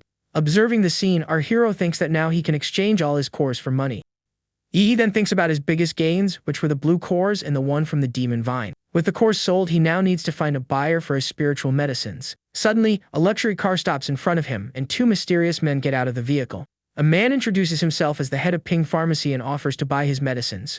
He thinks his information was leaked, but that it saved him the trouble of finding a buyer. After the sale, the man leaves and tells the boy to look for him if he has more medicines. The young man receives the payment and thinks that all this money doesn't compare to increasing his strength. He complains that his model has a demanding appetite and that there's no way to buy expensive items. With glowing eyes, he realizes there is another way to get stronger and thinks about martial arts. He remembers how he defeated Lu Qingju in the exam and decides he needs to obtain dominating martial arts. Running at high speed, he goes to the school to get his money from the principal. The scene then shifts to the principal's office at Ann City No. 1 Middle School. We see the principal preparing tea in his office while waiting for his guest to arrive. Our hero arrives and the principal greets him politely, but the boy asks him to sit down. He then gives him a medicinal wine as a gift, and the principal praises him for respecting his elders. The young man then asks for help in learning martial arts, and the principal calls him impatient. With glowing eyes, he begs for a chance and says he really wants to improve his skills. The principal agrees to help, and the two laugh together with the exchange of compliments and pleasantries. The next day at noon, our protagonist receives an important call from the principal. Getting out of the shower, he thanks him and asks which martial arts family he managed to contact. With wide eyes, he is shocked to learn that the Liu family is willing to teach him. On the outskirts of the city, a couple on a motorcycle speeds down the highway. The girl praises the boy's speed, but he says he has something even more incredible to show. Suddenly, our hero appears and scolds them for getting distracted at high speed. Annoyed, the biker curses at him and challenges him to a race with his shared bike. Unfazed, our hero grabs the handlebars and prepares to show his true power. The biker speeds up and says he's not worthy of competing with his super motorcycle. With a serious look, our protagonist just watches the biker pull away on the road. Suddenly, the couple is startled to see a blue light approaching at high speed behind them. With his blue energy, he overtakes the motorcycle with his bike and says goodbye to Brother G. A huge wave of blue energy propels him forward at an impressive speed. Shocked, the couple wonders if shared bikes are as fast as an airplane. Arriving at his destination, he is impressed by the magnificence of the Liu family mansion. He is impressed by the wealth of the place, as a martial arts family lives there. Using his magnetic field, he detects several powerful beings inside the mansion and becomes alert. Suddenly, Lu Qingju appears in front of him to welcome him. With a smile, she greets him, and our hero watches her slowly approach. He teases her, asking if she's happy to see him, and the girl tells him to come in and meet her mother. Walking through the gardens, he observes the staff caring for the plants with giant scissors. They then enter the mansion through a huge, luxurious door with gold and red details. Lu Qingju announces the boy's arrival to her mother, who is waiting for him on the upper floor of the house. We then see a woman in elegant high heels coming down the mansion's stairs. With an imposing look, the head of the Liu family welcomes him and introduces herself as Kunlan. With a blushing face and a bleeding nose, our hero understands the words of Prime Minister Cho Ca. The scene then shifts to the past, right after the end of the exams at the Liu family mansion. Kinlan talks to her daughter about her fight against our protagonist. With a sad look, Lu Qingju begins to speak, but her mother interrupts her before she can continue. The woman comforts her and tells her not to be upset about what happened in the tournament. Kinlan praises her performance, says that Yahe's strength is so great that he would still be an underdog. The girl then remains silent and just watches her mother as she continues to speak. The family head says that her younger brother cannot inherit the family due to his limited talent. She holds her daughter's face and says that she is beautiful, but also that she is a girl and needs help. Kinlan explains that the family is weakened, and that if someone asks for her hand in marriage, they cannot refuse. With a blushing face, Lu Qingju is shocked to hear that her mother wants her to marry our hero. Her mother praises him for his talent and tells her daughter to get along with him for now. Back in the present, our protagonist greets her and gives her a small gift. Kinlan asks about his desire to learn martial arts, and the boy confirms the information. With wide eyes, our hero is surprised at how easily she agreed. The woman explains that he will have one day to learn the martial arts in the family's pavilion.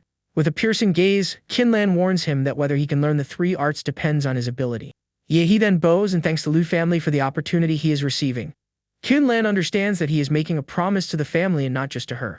She praises him for his intelligence, and he wonders why she is looking at him so strangely. Lu Qingju then guides him through a stone corridor towards the family's martial arts pavilion. He teases her, asking why she is avoiding looking at him, and the girl nervously denies it. With a sly smile, he gets closer to her, and Lu Qingju's face turns red with embarrassment. She shouts for him to get away, and the boy laughs at the young classmate's overreaction.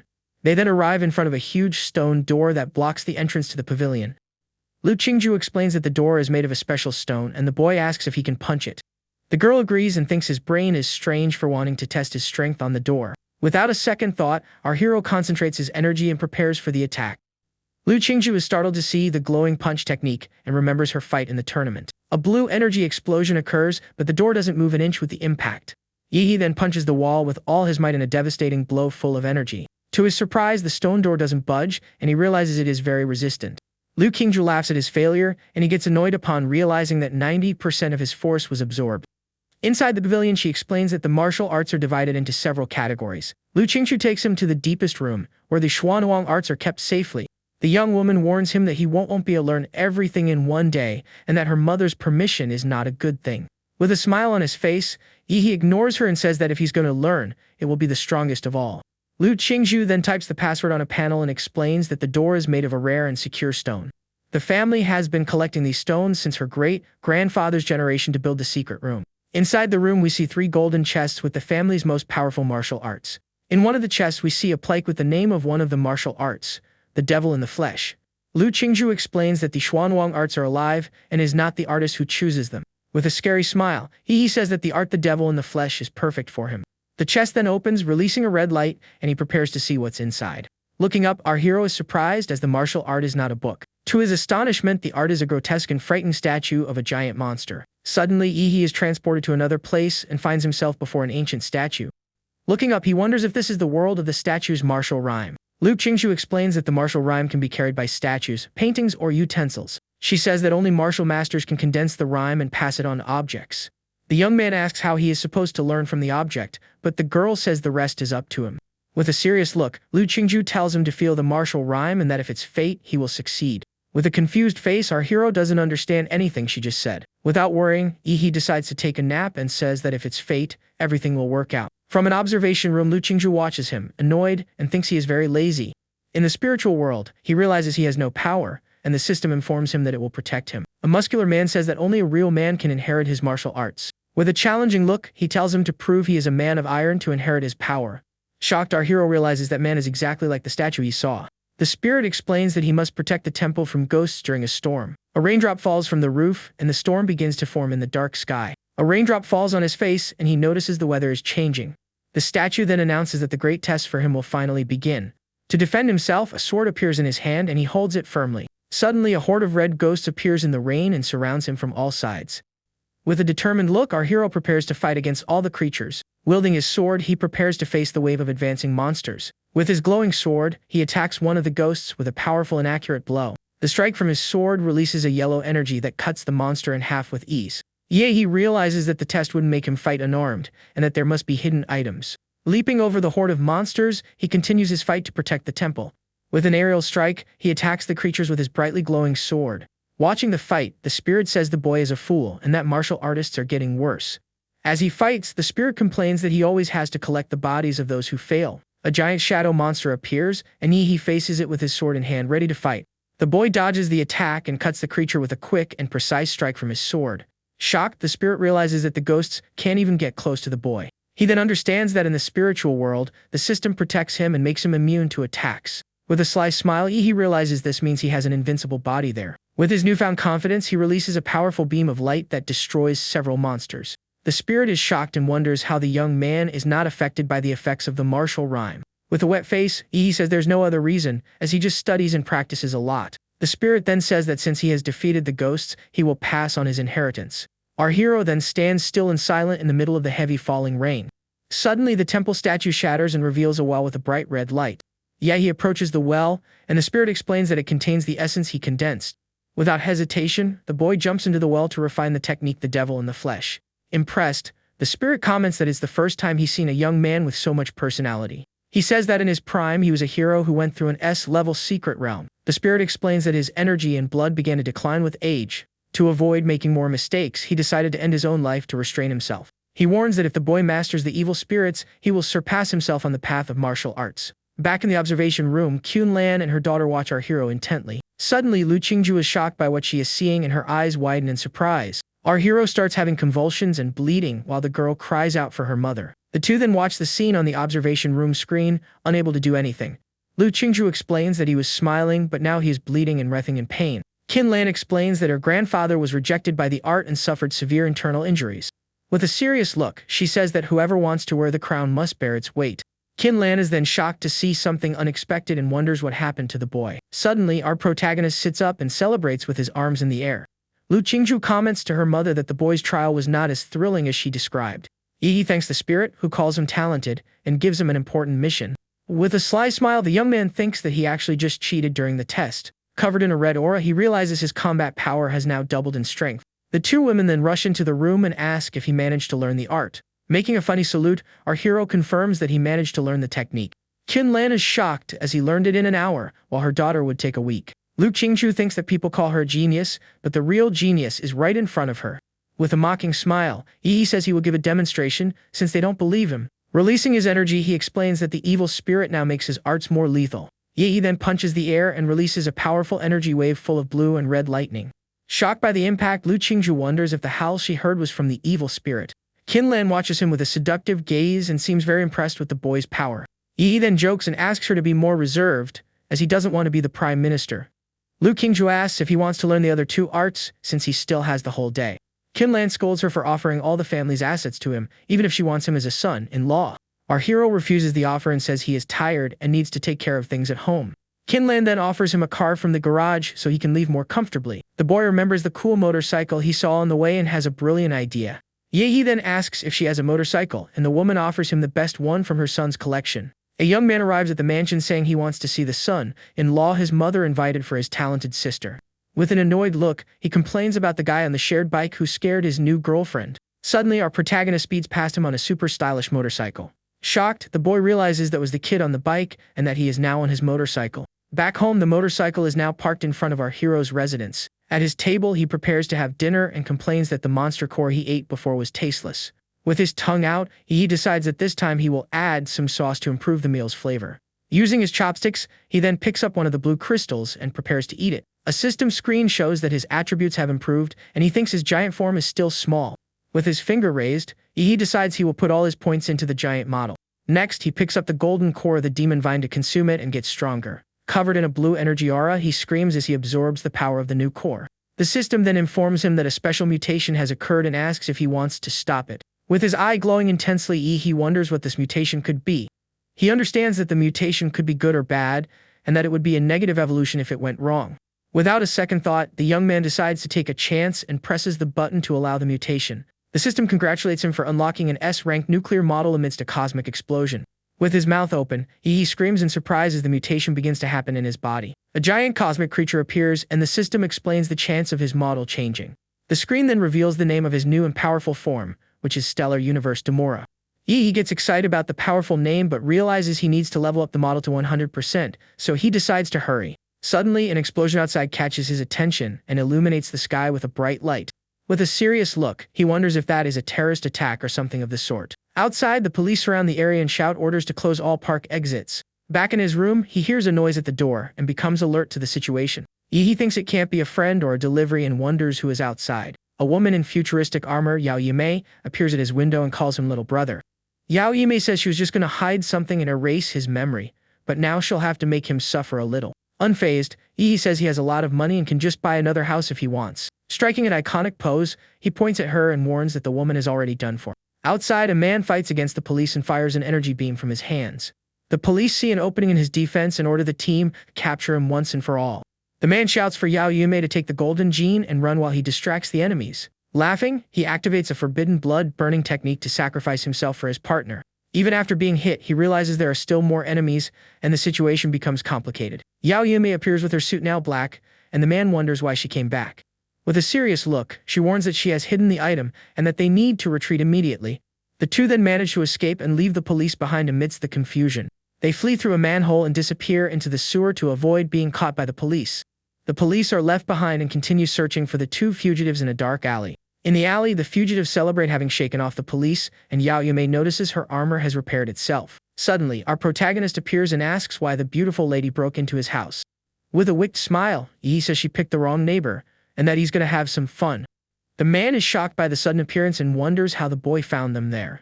Yi then explains that he can feel the nuclear radiation in her body and tells them to stop talking. He takes the chance to test his new technique and attacks the man with his demonic power. The fugitive tries to defend himself with his arms but realizes the situation is not good for him. Our hero's attack releases a huge explosion of red and demonic energy.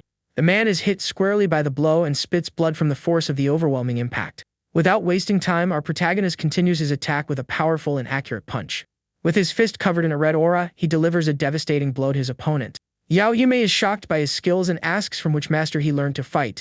He then makes up that he is a disciple of Emperor Guangla, and she thinks the city has hidden masters. Lying on the ground, the man warns him not to get too confident with his easy victory. He then transforms into a monster and says that a 6th-level martial artist is not easy to deal with. With a single step, he stumps on the ground forcefully and creates a small crater with the impact. In his new form, the man charges at high speed towards our protagonist. With an excited smile, our hero says that now things have gotten more interesting. Suddenly, Yahello appears behind him and says her suit has stealth abilities and that she is the real threat. But Yi stops her and fires an energy beam that hits her squarely and throws her far away. That beam hits the ceiling and a giant bluish explosion happens in the alley. Angrily, the monster curses Yahello for messing up the surprise ambush. Covered in a blue aura, he says that now he'll have to fight the guy alone. With his eyes glowing, Yi gets excited and says that now the fight is really going to start. The two of them trade a powerful punch, and a blast of blue energy explodes between them. Shocked, Yi wonders how the monster defense got so strong out of nowhere. The monster boasts that its demon rhinoceros form can even take on a battle tank. Our protagonist struggles to block the monster's blade attack with his arm. With a blue aura, the creature charges and shouts that it's going to finish our protagonist. The fight between the two of them completely demolishes the abandoned building nearby. In the middle of the smoke, the monster brags about its strength and says the boy is no match for it. Suddenly, it notices that our hero has vanished and wonders where he went. With wide eyes, it becomes alert and searches the area for its opponent. Out of nowhere, a giant creature appears behind it, and the monster is shocked by the sight. With its mouth wide open, it wonders if that demonic beast is the boy transformed. Suddenly, several blue energy heads appear and rush towards the monster. The enemy is thrown far away by the force of the powerful, bluish explosion. With no chance to react, it flies through the air from the impact of the devastating attack. Yehi's giant form then smashes it into the ground with a final, powerful blow. A giant energy fist gets ready to end the fight once and for all. A blue energy skull is fired and hits the ground in an overwhelming explosion that clears everything. A system screen shows his new stats and the power boost in his giant form. Yahello then watches in shock as the giant creature the boy became stands right in front of her. Desperate, she regrets having provoked such a powerful creature. Yahello realizes she can't escape and that her only option is to fight to the end. On top of a building, she faces the giant form, preparing for the final battle. In an acrobatic move, Yahello leaps into the air and charges at high speed toward the monster. Her attack is a molecular line from her armor, strong enough to cut even metal. She warns that even as a giant, he still has the weaknesses of a normal human. Using her agility, she prepares to strike the creature's weak spot. With her energy threads, Yahello tries to slice the monster's neck once and for all. Tired from the fight, the woman wonders if she has finally managed to take down the monster. A massive bluish energy blast is fired from the giant creature's mouth. Shocked by the counterattack, she calls our protagonist a monster, terrified. The last image in Yahello's memory is a blue beam destroying everything in its path. Back to normal, our hero walks through the cavern with smoke all around him. He approaches the man lying on the ground, completely covered in injuries. With a cold look, our protagonist warns that now it's his turn to pay the price. With a bleeding and terrified face, the man calls him a monster in disbelief. With a cold look, he warns that it's only fair that those who take lives should be prepared to lose their own. In the alley, we see the aftermath of the fight as silence spreads through the destroyed area. Lying on the ground, the guy says he's taking him down with him and reveals that Yahello hid a so-called golden gene in his room. Laughing hysterically, the man curses him, saying he'll be hunted and that he'll be waiting for him in the underworld. Out of patience, our hero takes him down with a punch and says the enemy talks too much. With a serious look, he realizes the police are coming and that he needs to deal with the body.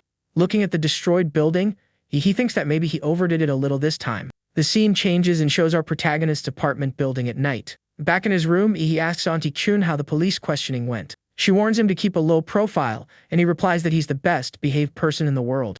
He is relieved that he warned her, because the police would never forgive him for his nuclear blast. Holding a strange device, he wonders if this is the golden gene the two were talking about. He recognizes the symbol on the object and remembers the file he got from the university. He figures out that the two of them stole the item and were being hunted by the Laser Bird Company. He remembers the guy's words and realizes the whole mess was dumped on him.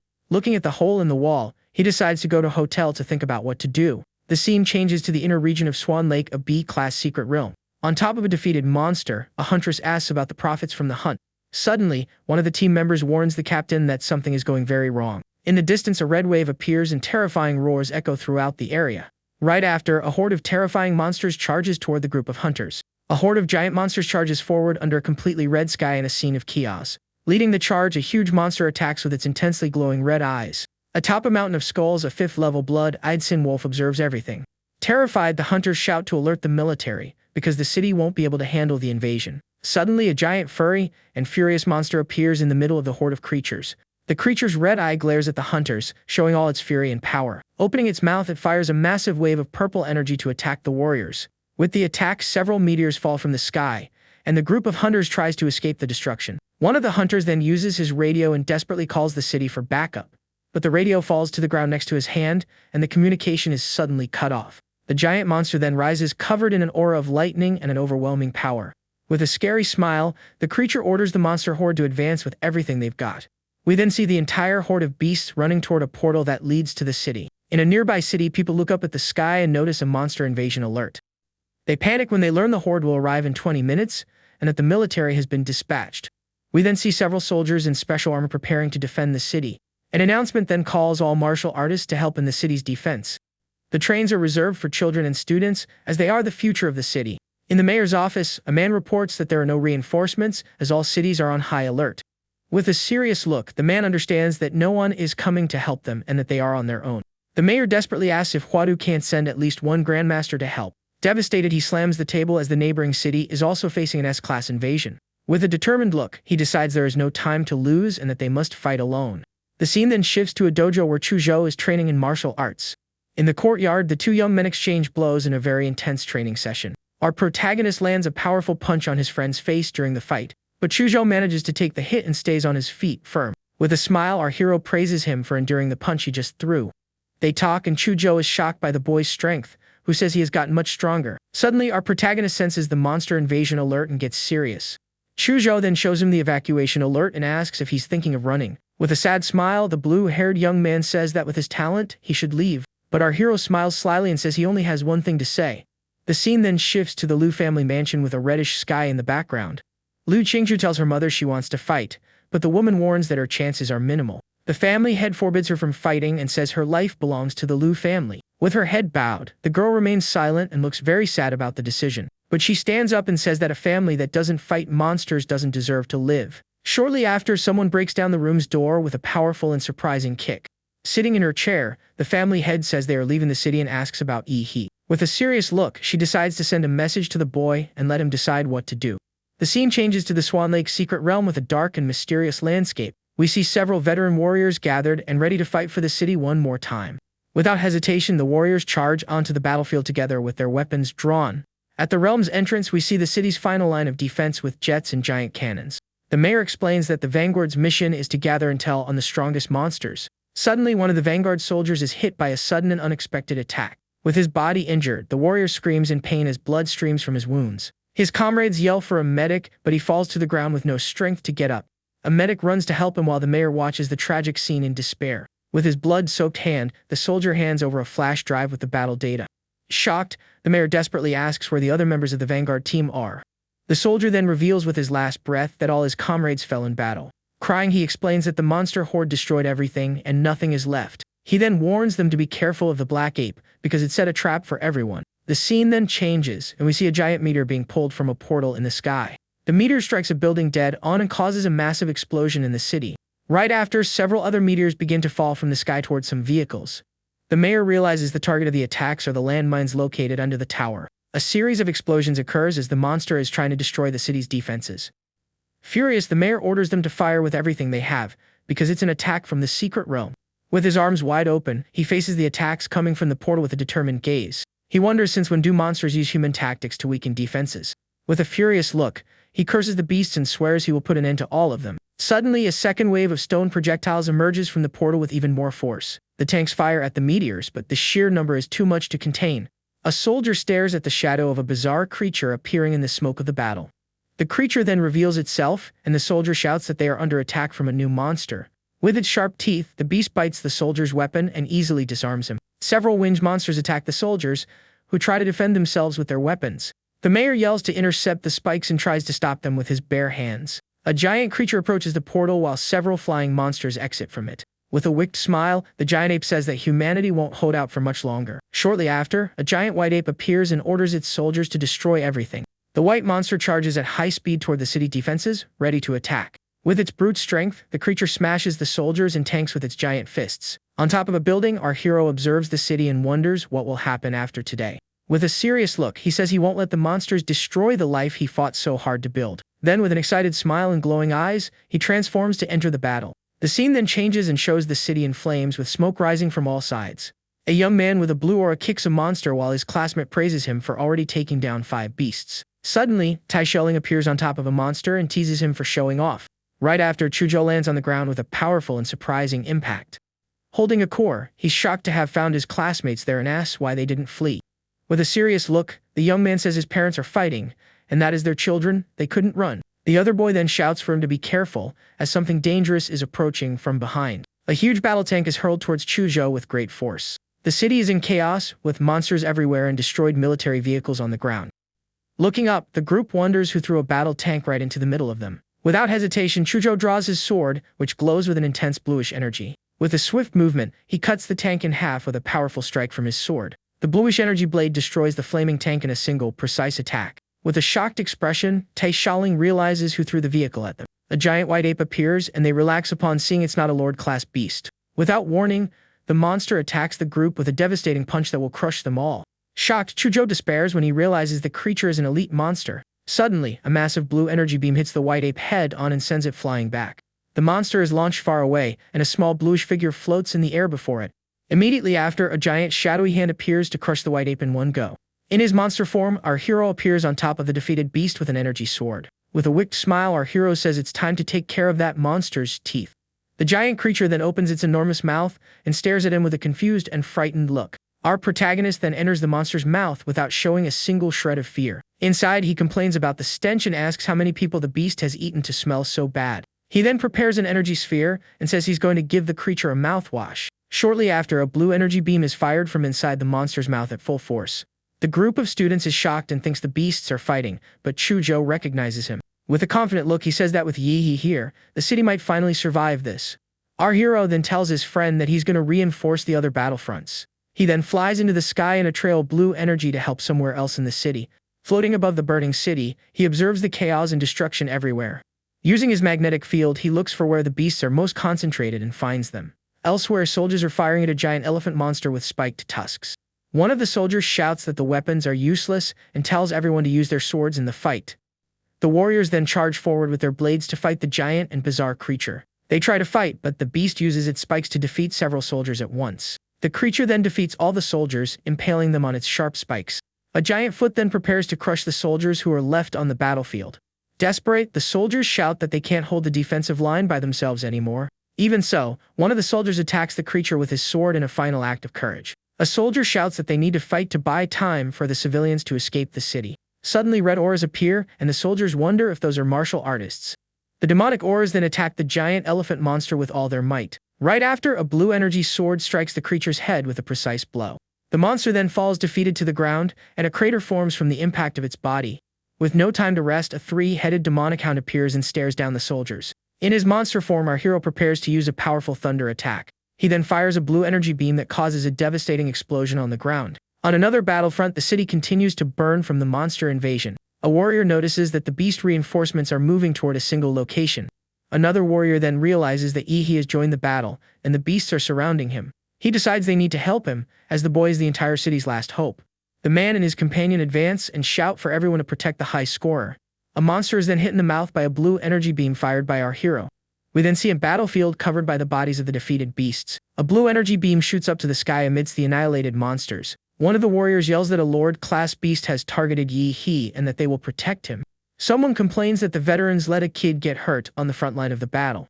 A beast with horns and spikes then charges at high speed toward the warriors. Suddenly, the creature is hit by an orange energy attack that sends it flying. The scene then shifts to an area of the city with a giant portal and a building with magical seals. Floating in the sky, the mayor says they need to defeat the sovereign to end the invasion. Elsewhere, a female warrior attacks a monster with a series of powerful energy strikes. The beast then reveals itself as a demonic wolf and charges to attack the young woman with fury. Back to the mayor, he concentrates a large amount of energy in his hands to attack. He then fires a golden energy beam that hits the arm of a giant monster.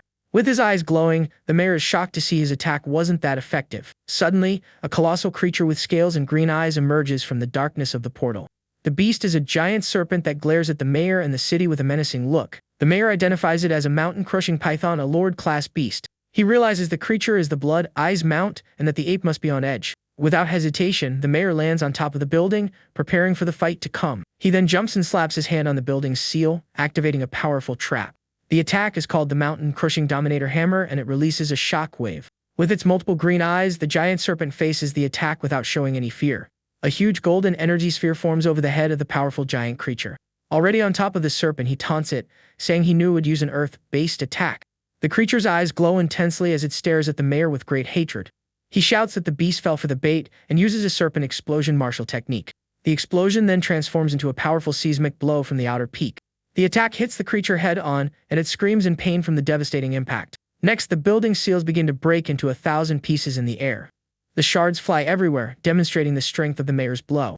Immediately after, several stone spikes emerge from the ground with a yellowish energy. The spikes continue to sprout, destroying everything around in the ruined city.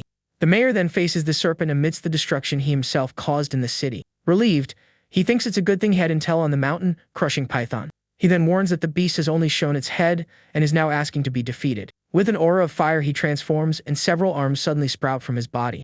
The energy arms then wrap around the giant serpent's body to immobilize it.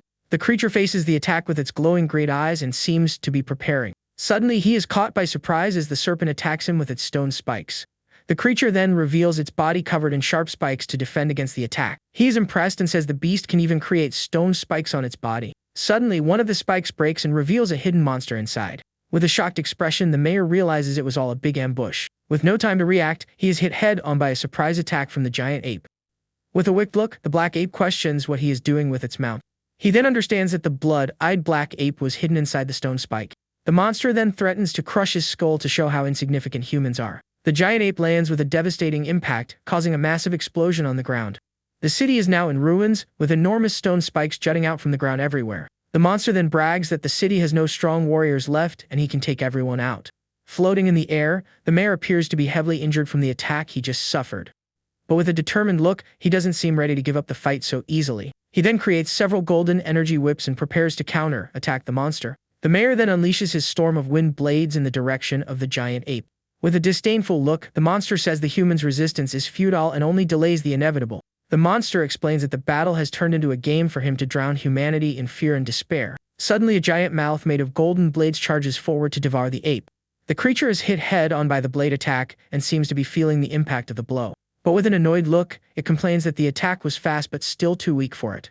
Right after, the mayor attacks with a wave of earth, but the monster dodges with speed. The creature dodges with ease and says the attack was powerful but too slow to hit it. Without wasting time, the ape charges forward, leaving a trail of purple energy in the air with its movement. The monster appears above the mayor and orders him to kneel, as it doesn't tolerate being looked in the eyes.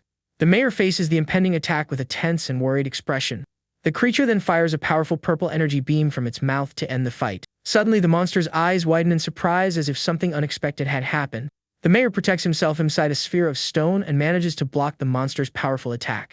With a determined look, the mayor faces the monster without showing any fear. Annoyed by the lack of fear, the monster asks why he isn't terrified. The mayor curses him and says he miscalculated because he's just an arrogant beast. He then uses his forbidden blood technique and launches a golden energy attack. The monster screams that it was lured into a trap, and the seal pins it to the ground. A huge energy vortex forms and starts to suck everything into its center. The ape scoffs at the plan and asks if the mayor thinks he can bury it in the ground. It screams that it won't be sealed forever and that it will destroy every human there. With an injured face, the mayor says this is no ordinary contingency plan. Ripping his shirt, he reveals a mark and says that it is an anthem for humanity. With a swift movement, he prepares for his last and most powerful act of courage. Shocked by the scene, the giant ape asks what the mayor is doing now. He reveals that he buried a nuclear device and that the trigger is linked to his heart. The monster yells that he's bluffing and that no one would gamble their life on something like that. With a bloodied face, he says he never planned on leaving that battle alive. In a flashback, we see him offering his life for the city and his people. Closing his eyes, he thinks that he has finally done enough for the city. Suddenly, the sound of his heart stopping echoes across the silent battlefield. Engulfed by an intense light, his body becomes the center of a massive explosion. A huge explosion occurs in the city, illuminating the entire sky with a red light. The mushroom cloud from the nuclear explosion rises in the sky in a scene of total, overwhelming destruction. On a cell phone, a message describes the explosion as a tombstone rising from the earth. With tears in his eyes, a young soldier cries as he witnesses the scene of the mayor's sacrifice. All the soldiers then pay one last emotional tribute to the hero who saved the city. The warriors who managed to evacuate also watch the explosion with great sadness and sorrow. The narration describes the scene as a funeral befitting a legend for his great sacrifice. The explosion then dissipates, revealing the smoldering crater that formed at the battle site. In the midst of the fire, we see the skeleton of the giant ape caught in the nuclear blast. Suddenly, a bright energy core appears, floating in the air among the creature's bones. The core then floats above the monster's skeleton and begins to release a strange energy. A skeletal hand, covered in a purple aura, starts to regenerate from nothing in the crater. The ape's skeleton then completely reconstructs itself in a frightening and bizarre scene. A giant red eye opens on the creature's chest, showing that it is still alive. The monster regenerates and can't believe it was almost taken down by a mere human. Filled with hatred, it vows to finish off everyone in the city in the most brutal way possible. It then decides to retreat to the domain of sin to recover and return stronger. Suddenly, a mysterious voice questions it, asking where it thinks it's going. In his monster form, our hero appears and the ape recognizes him instantly. With his eyes glowing, he says that he found it, but it's a shame he arrived a little too late. Without wasting time, he attacks with his powerful, radiant energy explosion fist. The energy fist hits the monster head on and throws it back with incredible force. With his eyes glowing with fury, our hero faces the monster without any fear. The monster calls him a foolish genius and says this is the perfect chance to finish him. With a smile, he says his mini bomb wouldn't have caught him if he ran, but since he wants to be taken down. With its mouth covered in blue energy, the monster roars furiously at our protagonist. In his monster form, he releases an enormous amount of lightning and bluish energy. A mysterious figure then holds a sphere of energy and prepares for the attack. The energy sphere then expands and causes a huge bluish explosion in the city. The other warriors are shocked by the explosion and wonder if it was another one of the mayor's traps. Amidst the smoke, the monster emerges with its body injured and weakened by the attack. Shocked by the boy's power, the creature calls him a monster, unable to believe what it's seeing. He then reveals his armored titan form and faces the ape with an intimidating gaze. The creature says he is more beast-like than it is, and that not even king-ranked beasts have an aura like that. With a look of contempt, he says he's not like the bald chimpanzees of that world. He then attacks with his giant claw and prepares to smash the creature into the ground. The claw strike hits the ground and creates a massive shockwave of bluish energy. From the impact of the attack, the monster is thrown far away and flies uncontrollably through the air. He says there's no use intimidating a little monkey and prepares his sea-flooding strike. With a purple aura, the monster screams not to underestimate a sovereign and prepares a counter-attack. The creature then fires a purple energy blast to try to defend itself from the attack. The two attacks collide and a bluish energy explosion illuminates the entire sky. With his arm injured, he says the monster is strong, but it still looks like a skinny monkey. He complains that his physique in Titan mode has 30 points, and even so, the monster injured him.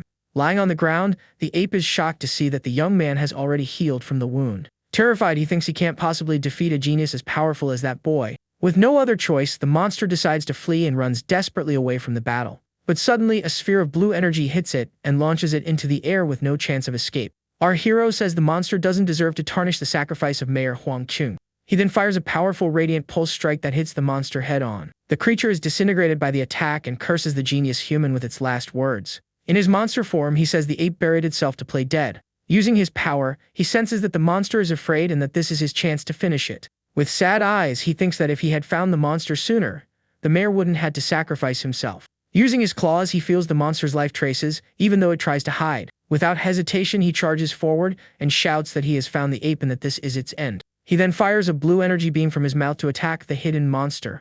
The attack hits the ground squarely and creates a massive crater on the battlefield. The monster complains because it was near the entrance to the domain of sin and blames the mayor. With its body being destroyed by the attack, it can't escape the energy explosion. The blue energy beam then completely obliterates the monster, leaving not a single trace behind. In his monster form, he warns that this is the price for dishonoring the mayor's sacrifice. The monster then calls him a vile worm and screams at him not to push his luck in the battle. It decides to burn its core's energy to drag the boy to the underworld along with it. With its arm covered in a purple aura, it prepares for a final desperate attack. Screaming in fury, it launches its last attack in our protagonist's direction. Our hero then takes the full force of the attack and is covered by the smoke from the explosion. The collision of the two powers causes a massive explosion of purple and bluish energy. The energy dissipates, and we see debris from the battle flying everywhere. The attack manages to injure our hero, and a piece of his armor flies through the air. Even in defeat, the monster managed to wound the boy with its last desperate attack. With a smile, he says that after the monster's desperate attack, things have changed. He then opens his mouth and prepares an energy sphere to finish the fight for good. Suddenly, he feels a headache and realizes it's an unexpected psychic attack. Shocked, he wonders if there's another expert nearby attacking him by surprise. From the ground, several hands begin to emerge and advance toward our protagonist. The hands then grab the monster's body and pull it away from our hero. Suddenly, hands start growing out of his body, and he is shocked by the bizarre scene. The hands then lock his joints, and he realizes he can't move. With a smile, he says that this can't hold him and increases his power to 200%. Without holding back, he unleashes all his power, and his energy reaches 1000%. With his body covered in blue flames, he prepares to unleash all his power. He then tells the monster to taste the bird of 1,000 flames all at once. The hands hold the monster, which complains about being almost at the entrance to its domain. Suddenly, the monster notices something strange and its eyes widen in surprise. A giant hand emerges from a portal and moves to attack the trapped creature. Shocked, the monster screams for them to run because the giant has reached it and is on fire. With chilling music in the background, several hands emerge to attack the monster. Suddenly, a female figure appears and starts to sing a haunting song. Covered in blue flames, our hero wonders if that is also a magical beast. He realizes her power is terrifying and that she is also a Lord-class beast. The scene then shifts to the ruined city with heavy smoke and destruction everywhere. The mysterious figure then covers her victim's eyes with her delicate hands. In the creature's eye, we see an intense yellow energy explosion happening. The victim then screams in pain as it's attacked by the woman's powerful psychic ability. Our hero complains that even though he blocked his hearing, the scream still reached his mind. The woman then reveals herself, and her skirt of smoke spreads across the entire battlefield. She then questions if the boy took down so many people and now just wants to leave. With eyes glowing with rage, he shouts that she's dreaming if she thinks she's getting away. With lightning in his hands, he prepares to attack the woman with all his power. He then summons several energy cannons to attack the woman all at once. The cannons fire energy beams that hit the woman head-on with full force. With a wicked smile, he says a nuclear device is a specialty of his hometown. A giant blue energy skull forms and swallows the woman with its intense light. With her red eyes glowing, the woman screams in pain as she's hit by the attack. A huge blue energy beam rises to the heavens and causes a devastating explosion. The warriors are shocked by the explosion and wonder if the mayor's plan succeeded. The ape's carcass was destroyed by the device, and the flow of beasts into the city was cut off. The martial artists then began to clear the city of the remaining beasts. The siege lasted for a day and a night, but the city was saved at a devastating cost. In the Swan Lake's secret realm, we see the crater left behind by the nuclear explosion. Lying on the ground, our protagonist is unconscious after the brutal battle he fought. Suddenly, he opens his eyes and slowly gets up, recovering from the confrontation. He explains that he used up his energy in the blast but recharged with the radiation from the site. The boy thinks the battle was brutal and that he used the terrain advantage to defeat the monster. He realizes that even with his monster model, he still can't fight against a Lord Beast. With a determined look, he vows to reach the peak of martial power in the Xia Nation. He decides he needs to collect plant cores and master cosmic martial arts.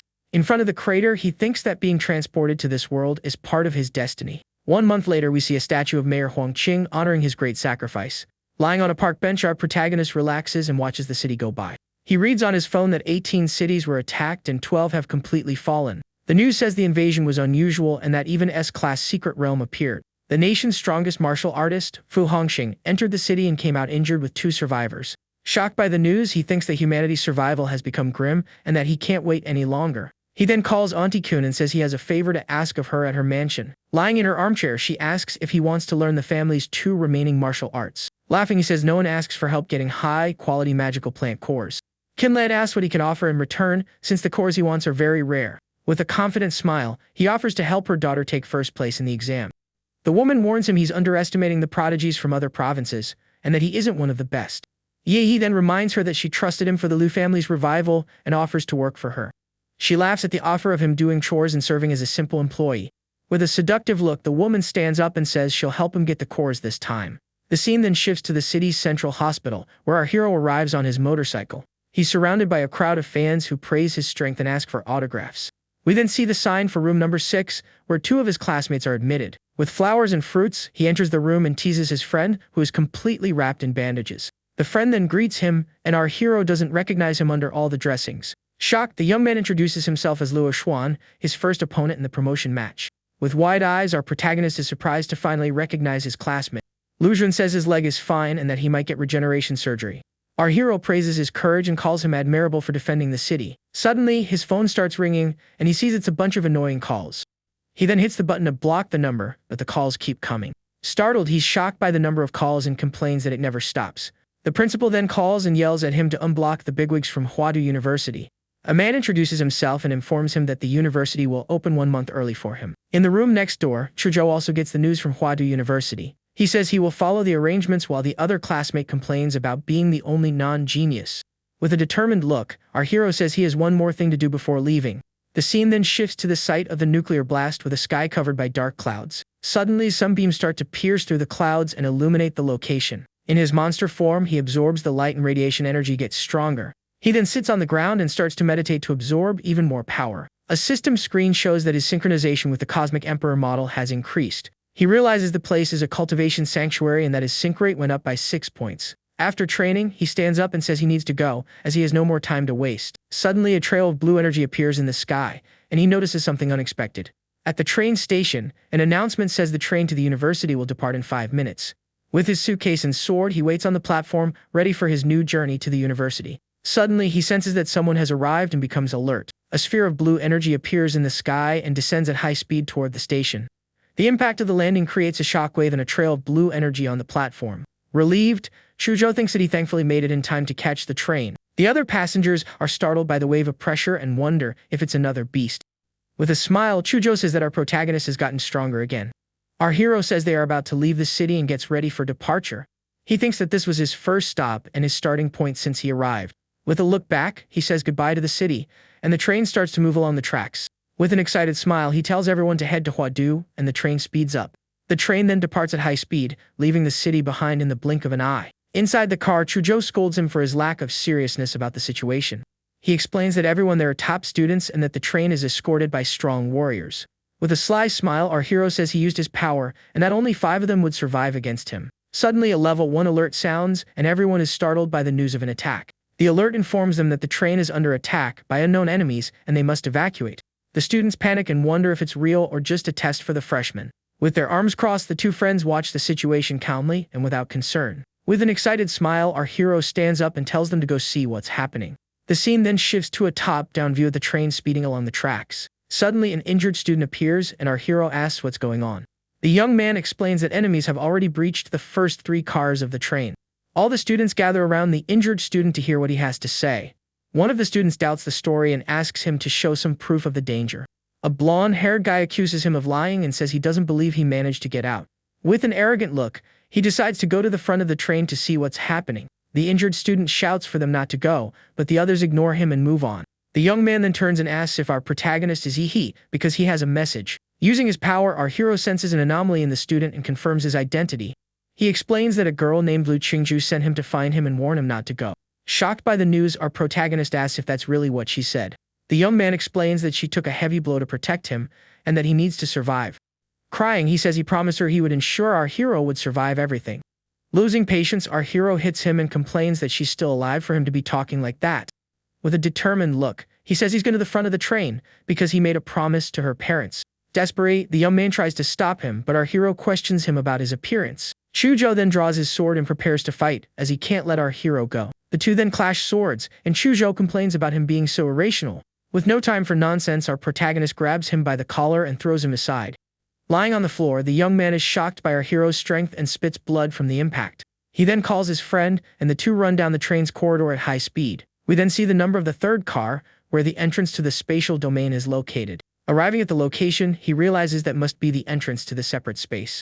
Without a second thought, he lifts his suitcase and prepares to test the path ahead. With a powerful throw, he tosses his suitcase directly into the purple portal. He notices there's no sound and that his life field can't detect any energy. With a curious look, he decides to enter, finding the whole situation very interesting. Without hesitation, he and Chuzhou jump into the purple portal together without fear. On the other side, he feels dizzy and wonders who is behind this trap. Looking around, he realizes his friend has disappeared and that they've been separated. With a determined look, he spots a light ahead and decides to get out of there first. He then arrives in a strange city with floating buildings and is shocked by the sight. He realizes his life field is being blocked by the place and becomes alert. With no other choice, he uses the old-fashioned method and throws a grappling hook to climb a building. Landing on top of the building, he prepares to search for his friends and enemies. With an energy sphere, he warns them not to try playing ghost games with him. He then throws the energy sphere and yells for everything to blow up at once. A massive bluish explosion occurs, illuminating the entire strange floating city. From inside a building, the other students are shocked by the explosion and wonder what that was. Elsewhere, Chuzhou leaps between buildings with his sword in hand. Sitting by a window, Lu Qingzhu watches the smoke from the explosion with a sad and tired look. With an injured face, she wonders why our hero came all this way to save her. On top of the building, he thinks he has attracted not only his classmates but also enemies. The silhouette of a man in a pig mask appears and stares at him with red eyes. The masked man charges forward with his knife and chain, ready to attack our protagonist. With his hand covered in energy, our hero says he's going to rip the mask off that scoundrel. The enemy then draws his blood-stained knife and prepares for the impending combat. With a powerful kick, he attacks the masked man with all his strength at once. The man's mask is hit squarely, and bluish smoke comes from the point of impact. Shocked, he realizes the enemy withstood his nuclear punch and came out completely unharmed. With no time to think, the masked man attacks him with his sharp, blood-stained knife. Our hero then catches the blade with his hand, and blood starts to drip from his fingers. With a smile, he says his healing is fast and that he can block the blade with his muscles. He then opens the enemy's mouth and prepares for a close, range, and very gross attack. With a spit attack, he hits the masked man right in the face without hesitation. Our hero then rips off the enemy's mask and says he did what he promised. With a curious look, he notices there's something inside the mask he just tore off. He then finds a jade pendant and wonders if the test is about collecting loot. With the knife at his waist, he wonders if he needs to hunt enemies to get the pendants. With a determined look, he realizes this is like a battle royal and gets ready. Suddenly, he's surrounded by a red aura and realizes he's being attacked. A silhouette with a crossbow appears, and he wonders if it's another wave of enemies. With a wicked smile, he says he hates ambushes more than anything else. Without hesitation, he dodges an arrow that hits the ground with incredible force. The enemy then fires a shower of energy arrows to try and hit him. With his body covered in arrows, he seems to have been defeated by the surprise attack.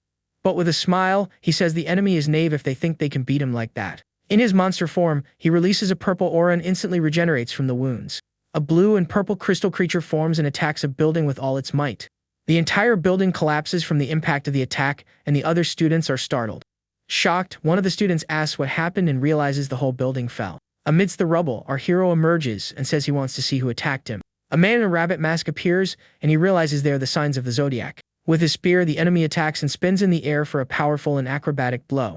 The rabbit man then charges with his spear for a piercing and accurate attack. Our hero then blocks the attack with his shoe in a surprising move. Shocked, he realizes the enemy knows martial arts and isn't just a simple henchman. With the tip of the spear at his face, he braces for the enemy's next attack. With no time to waste, he creates a wall of ice to protect himself from the spear's blow.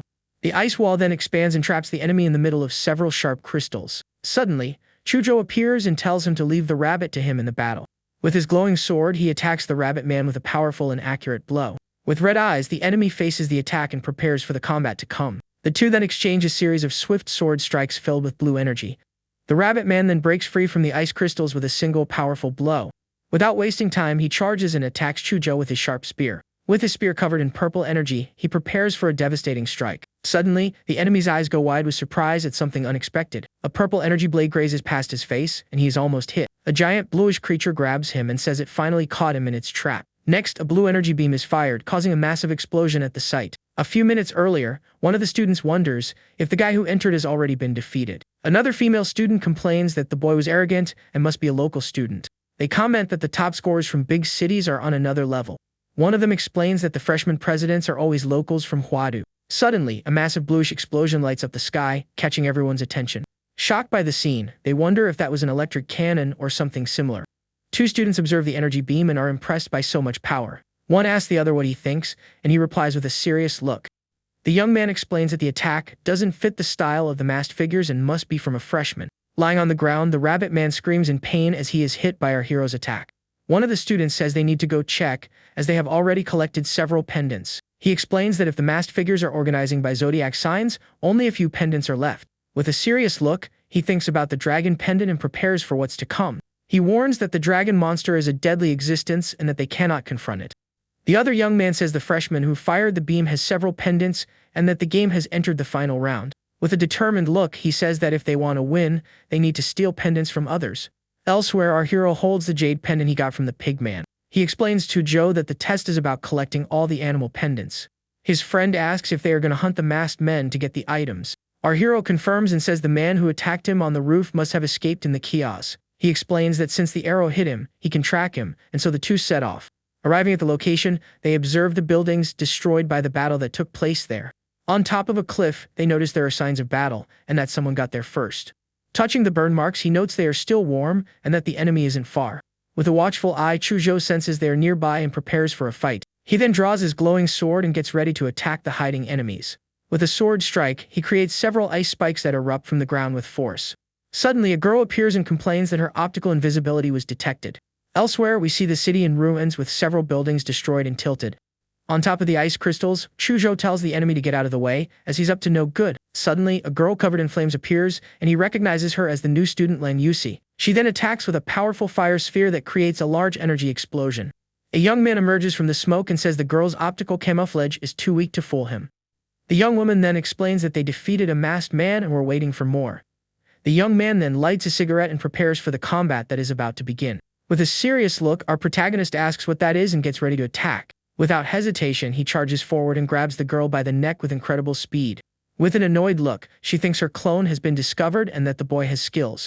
The friend then throws his cigarette to the ground and says it's now his turn to attack. Suddenly, his body begins to swell, and he transforms into a bizarre creature. In his new form, he fires a cloud of black smoke to attack our hero. From the impact of the smoke, Chuzhou is thrown far away with force. Lan Yusi then warns him not to think about running and prepares to use her fan. With a dance-like motion, she summons the wind and creates a green energy tornado. The tornado then swallows the smoke cloud and dissipates it with the force of the wind. The young man then attacks with a fire sphere to heat things up for his enemy. A massive fire explosion occurs, illuminating the entire battlefield with its light. The young man boasts of his strength and says that even if he's strong, he's no match for them. With his hand covered in energy, Chuzhou prepares to counter-attack. With a simple clap of his hands, he dissipates the fire cloud with a shockwave. Shocked by the scene, the young man wonders how he managed to dissipate his fire cloud. With no time to think, our hero attacks him with his royal barrier-breaking fist. The blow hits the young man squarely and sends him flying with devastating force. From the impact, the young man flies through the air and hits the battlefield floor hard. Terrified, Lan Yusi thinks they don't have techniques to level up and are trapped. Suddenly, her feet are frozen, and she realizes she forgot about the other boy. The young woman thinks that even as a team, they couldn't beat him, and that they are in trouble. With her fan in hand, she says there's no point in fighting anymore as she has no chance of winning. She then uses the wind to free herself from the ice and prepares to flee the battle. With no other choice, the girl decides to run to save her life from the dangerous situation. But suddenly, our hero grabs her by the ankle and prevents her from escaping the area. Terrified by the scene, the young woman screams in despair as she is caught in her escape attempt. He then throws her hard against the ground and prepares to finish the fight at once. With his fist in flames, he prepares to use his cosmic martial art on the girl. She then creates several green energy clones to try to escape the boy's attack. With a wicked smile, he taunts her and asks if she is trying to get away from him. He then unleashes his demonic aura, and several shadowy creatures appear around him. The creatures grab the girl's clones, and she screams in pain as she is caught in the trap. With a scary smile, he tells her to accept her fate, as she can neither fight nor run. Desperate, Lan Yusi surrenders and says that all her pendants are now his. She explains that to win the test, one must collect all 12 pendants. With a wicked smile, she offers to take him to the others to cause trouble. He tells her not to worry and compliments her on her fan, which he found interesting. Elsewhere, we see the city in ruins, with several buildings destroyed and tilted. Two students run across the rooftops and wonder if the other two have found them yet. Suddenly, the blonde-haired young man spots a body on the ground and becomes alert. The two then approach and realize there is a body lying in the middle of the street. Shocked by the scene, the young man wonders if that is really Sin Chen's body. In a flashback, the young man flees and thinks he needs to team up with the others to survive. Suddenly, he is hit by a surprise attack and turns to see who attacked him. A mysterious figure with an energy sword appears and stares at him with red eyes. With his eyes wide with terror, he realizes that creature is the dragon. Terrified by the scene, he screams in despair upon recognizing the most powerful monster. With a single blow, the creature defeats him, and his body is covered in a bluish light. The monster then takes the young man's pendants and leaves, leaving his body behind. Back in the present, the young man wonders why Sin-chun was defeated there in that way. He explains that the masked dragon was only supposed to operate in the underground parking garage. In a flashback, the young man and his followers are defeated by the dragon monster, and only 2 escape. He remembers the warm blood and can't believe the monster was willing to actually take lives. With a sweaty and terrified face, the pink-haired young man is shocked by the scene. He then realizes that Jin-chan's pendant has been taken and that they are in trouble. The young man explains that the masked dragon has been set free because all the others have been defeated. With a determined look, he says they need to get the pendants before the dragon does. With golden wings, he prepares to fly and release a signal to attract the others. He explains they need to lure the others and fight to the end to get the pendants. With a golden energy ring, he releases his power, and a firebird appears in the sky. Elsewhere, Lu Qingju thinks she was dragged into that dead city for no reason. She remembers a teacher saying he could get one person out of there. Looking at a photo on her phone, she says she needs to warn Nihi not to get involved. With a headache, she thinks that with her friend's strength, he wouldn't lose to the dragon. Sitting on top of a building, she observes the city and prepares for what's to come. Suddenly, she realizes she's been discovered and her eyes widen in surprise. She understands she can't escape and that she needs to lure them to the dragon's parking garage. A young man with golden wings identifies her as Lu Qingju and prepares to attack. He explains he researched her and that the girl has the ox pendant with her. He laughs at her foolishness and says the masked dragon has already left the underground parking garage. With a twirl of his wings, he tells his friend to wait for him, as he's going to grab someone first. Suddenly, several explosions happen in the city's underground parking garage. With his wings spread, he warns the girl that she cannot escape him at all. Suddenly, he recognizes the voice and wonders who is speaking to him at that moment. He can't believe it's the masked dragon, as it should be hunting the others. Shocked by the scene, he realizes that if the target is the pendant holder, then he is the target. He then remembers he has 4 pendants and that the dragon will come after him first. The dragon's eyes glow with a purple light, and it says that arrogance only brings danger. With his eyes wide with surprise, the young man prepares for the battle against the dragon. Floating in the air, he faces the monster as it prepares to attack him with its black smoke. With his golden wings, he realizes the dragon can use a field domain to fight. He understands that the domain pulls him in and he can only escape by defeating the enemy. The monster then charges and prepares to attack him with its purple energy sword.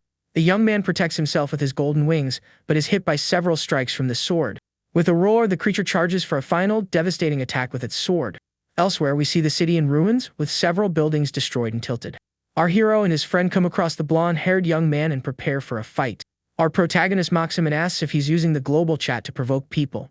Chujo tells him to leave the guy to him, as he wants to test his own strength. The blonde-haired young man then attacks with his claws, and the aura of a tiger appears behind him. With his ice sword, Chujo prepares for the combat that is about to begin.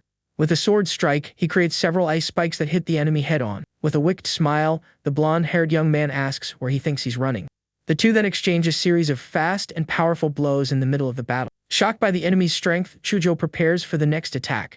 With his glowing sword, he concentrates and gets ready to use his strongest technique. He says the sword and the man are now one and prepares for the final blow. His sword then transforms into a giant ice dragon that charges toward the enemy. The blonde-haired young man then counter-attacks with his claws and the aura of a giant tiger. The two then clash in a confrontation of auras and powerful martial skills. Sitting on a rock, our hero watches the fight with a bored and an interested look. Shocked by the scene, the pink-haired young man realizes his friend is asking for help. Chujo then blocks the enemy's attack with his sword in a defensive move.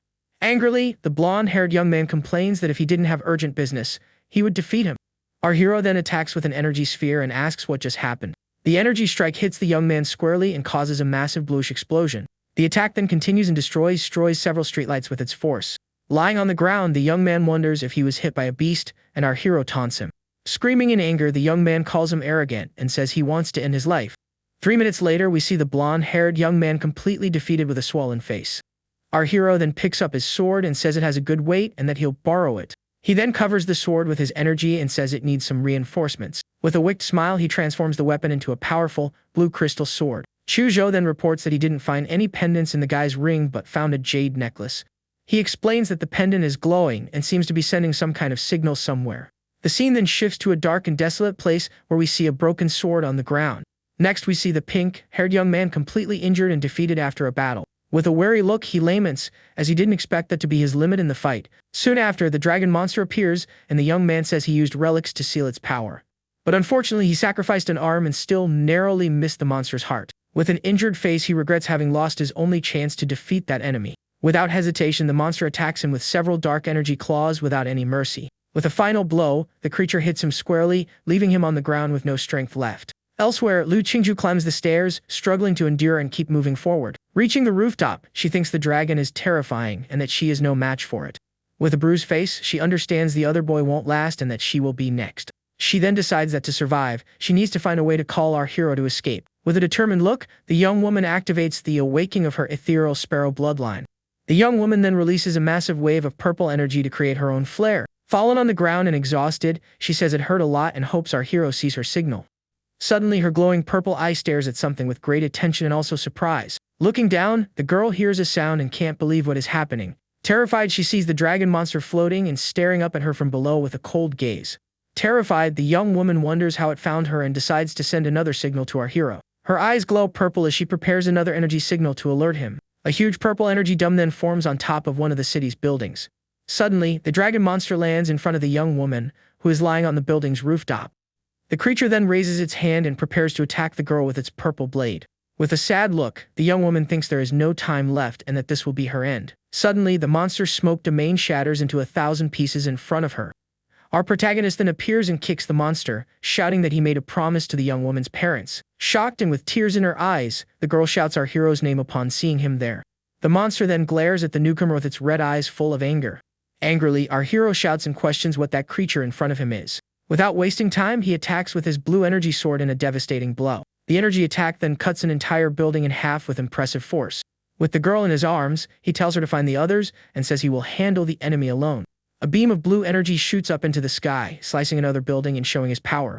The building is left with a V-shaped cut as the young man faces the enemy watching him from a distance. The monster then stumps the ground with its purple energy sword, ready for combat. He then says the place was suspicious and asks if the monster only knows how to fight by hiding. Suddenly, our hero notices the relic nail in its chest and is shocked by the sight. With a serious look, he wonders if that was the plan the other young man mentioned. The dragon monster then charges with absurd speed toward our hero. With an excited smile, he is impressed by the speed and prepares for the blow. The two then clash, and the force of the impact creates a small crater in the ground. With his sword, he blocks the blow and says he is looking forward to this great battle. The scene then shows a huge abandoned building that will be the stage for their fight. With their attacks, the two slice the building into 3 pieces with incredible force. The building then collapses in a cloud of dust and debris all over the city. Our hero then blocks another powerful attack from the monster with his crystal sword. With a roar, the creature prepares another attack with its mouth full of sharp teeth. Gritting his teeth, he uses all his strength to hold back the dragon monster's blow. The creature's strike hits the ground and creates a massive purple energy explosion. A large explosion of blue and purple energy illuminates the entire sky with its intense light. With its body covered in a blue aura, the monster emerges from the smoke with its red eyes. A huge pillar of blue energy then erupts from the ground and destroys another city building. In his monster form, he says he has finally found a worthy opponent to fight. With a serious look, he realizes the enemy won't be defeated so easily. With his claw, he crushes a rock and prepares for the final showdown between them. The monster then reveals its final form with its body covered in a purple and dark aura. With a wicked smile, he says an unbeatable boss wouldn't fall so easily. The creature then raises its sword and prepares for a final, devastating attack. With his eyes glowing intensely, he faces the monster and prepares for the confrontation. The monster then attacks with a spinning strike from its sword covered in purple energy. Shocked, he realizes the enemy's strength and speed have increased after its mask broke. With its red eyes glowing, the creature glares at him with hatred and a thirst for battle. The monster's sword then clashes against the blade on our hero's arm with force. To his surprise, the blade on his arm shatters from the impact of the monster's blow. Without wasting time, the enemy prepares to attack again with its purple energy sword. The sword's blade glows with an intense and very powerful and intimidating purple energy. With a quick move, he bites down and holds the sword with his own teeth. With a wicked smile, he says he has finally caught the monster in his trap. Suddenly, a monster's tail sprouts from his back, revealing a new part of his form. Shocked, the creature's eyes go wide with surprise at the new transformation. He then prepares a powerful punch with his hand covered in a bright blue energy. Under the broken mask, the monster reveals its true face with a serious and cold look. With a calm gaze, it warns that the battle is not over yet, and that the boy should not be careless. Shouting, it introduces itself as Technician Number 23 and charges for the final attack. He then fires a powerful blue energy beam from his mouth to attack the enemy. With a wicked smile, he lists the weak points of the human body, like the throat and heart. He explains that the other young man's spikes block the monster's meridians and energy. The creature is then trapped by a web of blue energy and can no longer move or fight. It then lets go of its sword and throws it toward our hero in a last-ditch effort. The monster then spins in the air and launches its sword in a final, desperate attack. But our hero catches the blade with his claw and says he already knew it wouldn't give up. He says the enemy's only chance was to use the information advantage to catch him by surprise. But even then, it would only have a 30% chance of winning the fight. With a look of fury, he screams for the enemy just be done with it right there. Suddenly, a wave of red and black energy appears and attacks the monster with full force. He thinks the treasure fan with murderous intent is stronger in our hero's hand. Covered in a blue aura, he warns the faceless punk that the fight isn't over yet. With a shout, he prepares for the first punch of his devastating attack sequence. A massive blue energy explosion occurs and sends the enemy flying from the impact. With its body contorted, the monster flies through the air with no chance to defend itself. Without wasting time, he fires the second punch, which flies at high speed toward the enemy. Next, he uses his mountain-blocking fist in a powerful and accurate black flash. The attacks hit several buildings and cause mass destruction throughout the city. Lying in a crater, the monster seems to have finally been defeated by the boy's attacks. He then mocks the enemy and says he thought it was a dragon, but it was nothing more than a worm. With a bloodied face and red eyes, the monster whispers for him to finish it off. With a wicked look, the creature says its goodbyes and seems to be plotting something terrible. Suddenly, its body shatters and a giant monster appears to devour it completely. Holding the dragon pendant, he says it's time to finally end the game. Elsewhere, the blonde-haired young man is shocked and speechless by the situation. The group then gathers, and our hero approaches the others who were waiting for him. Lu Qingju then scolds him for going to fight the powerful dragon monster alone. Chu Zhou explains that with the exception of our hero, everyone else would have just gotten in the way. She agrees, as she was injured, and Layman's not being strong enough to help him. Suddenly, the boy startles her and asks what she's thinking about at that moment. With a curious look, he asks to borrow the ox pendant, and the young woman awkwardly agrees. He then decides to arrange all 12 pendants in the order of the Chinese zodiac animals. His friend asks if he got the order wrong, since nothing happened, and the boy becomes thoughtful. The blonde guy explains that the dragon pendant is special and shouldn't be used to pass the test. Suddenly, the ox pendant floats in the air and reveals that it is actually the key to everything. The group is shocked by the scene and wonders if they activated some kind of secret mechanism. A golden light then cracks the sky and begins to descend toward the floating city. With his eyes wide with surprise, the young man shouts and asks what that is in the sky. Suddenly, a giant flaming eye appears in the sky and stares down at all of them. Terrified by the scene, our protagonist shouts and curses, not understanding anything he's seeing. Suddenly, a person starts falling from the sky at high speed toward the city. Without a second thought, our hero leaps into the air to try and catch the falling person. With a shocked face, he realizes who the person is and is completely stunned by the scene. Back on the train, the students wake up confused and wonder if it was all just a dream. A voice explains that it was all an illusion created by an artifact for the freshman test. An announcement informs them that our hero and his team placed first and will receive a reward. The other students are shocked by the news and wonder who he is to win like that. With his eyes glowing intensely, he thinks that the reward has finally arrived. The system congratulates him and gives him a model lottery draw as a reward for the victory. A mysterious card appears, and he says that this time he won't use any dirty tricks. A red, muscular demon monster then appears, revealing his new model. The system reveals it to be a D-class vampire with blood abilities and an immortal body. The Huadu University train then continues on its way at high speed along the tracks. He gets excited about the vampire and its time-freezing ability, and another boy approaches him. The blonde-haired boy questions if he defeated the dragon monster, and the other calms him down. With a cold look, our hero corrects him and says that he actually took down the monster. Shocked by the answer, the pink-haired boy is left speechless and sweating. The blonde guy then invites him to his new club and offers him the position of president. The pink-haired one praises him and says his strength gives them hope of breaking the tradition. The other students get excited by the scene and think that this is a historic moment. But he refuses the offer and says he has no interest in fighting and prefers to go it alone. The young man then hands him his business card and says he hopes to work with him in the future. The scene then ends with the train continuing its journey toward the sunset. Chu Zhou, our hero's friend, then tells him they have finally arrived at their destination. With his eyes wide with surprise, he is completely shocked by the scene he sees. He is impressed with the city of Huadu and its enormous, futuristic buildings. The students then get off the train and walk along the platform of the city's station. An employee then directs them to go through a gate to get to the campus. Without hesitation, the group of students begins to walk toward their new destination. Suddenly, the other freshmen are shocked by something that appears in front of them. A futuristic aircraft appears, and the employee tells everyone to board in an orderly fashion. We then see the students walking in a line to board the university's modern aircraft. With a playful smile, he startles Lu Qingju and calls her by the nickname Little Jozu. She scolds him for his actions in public, and he asks why they are taking a plane. With a blushing face, she wonders why her mother promised her to a country bumpkin. He then explains that it's because Huadu University is in the sky, and she is shocked by the news. The aircraft then arrives at a massive floating city, which is Huadu University.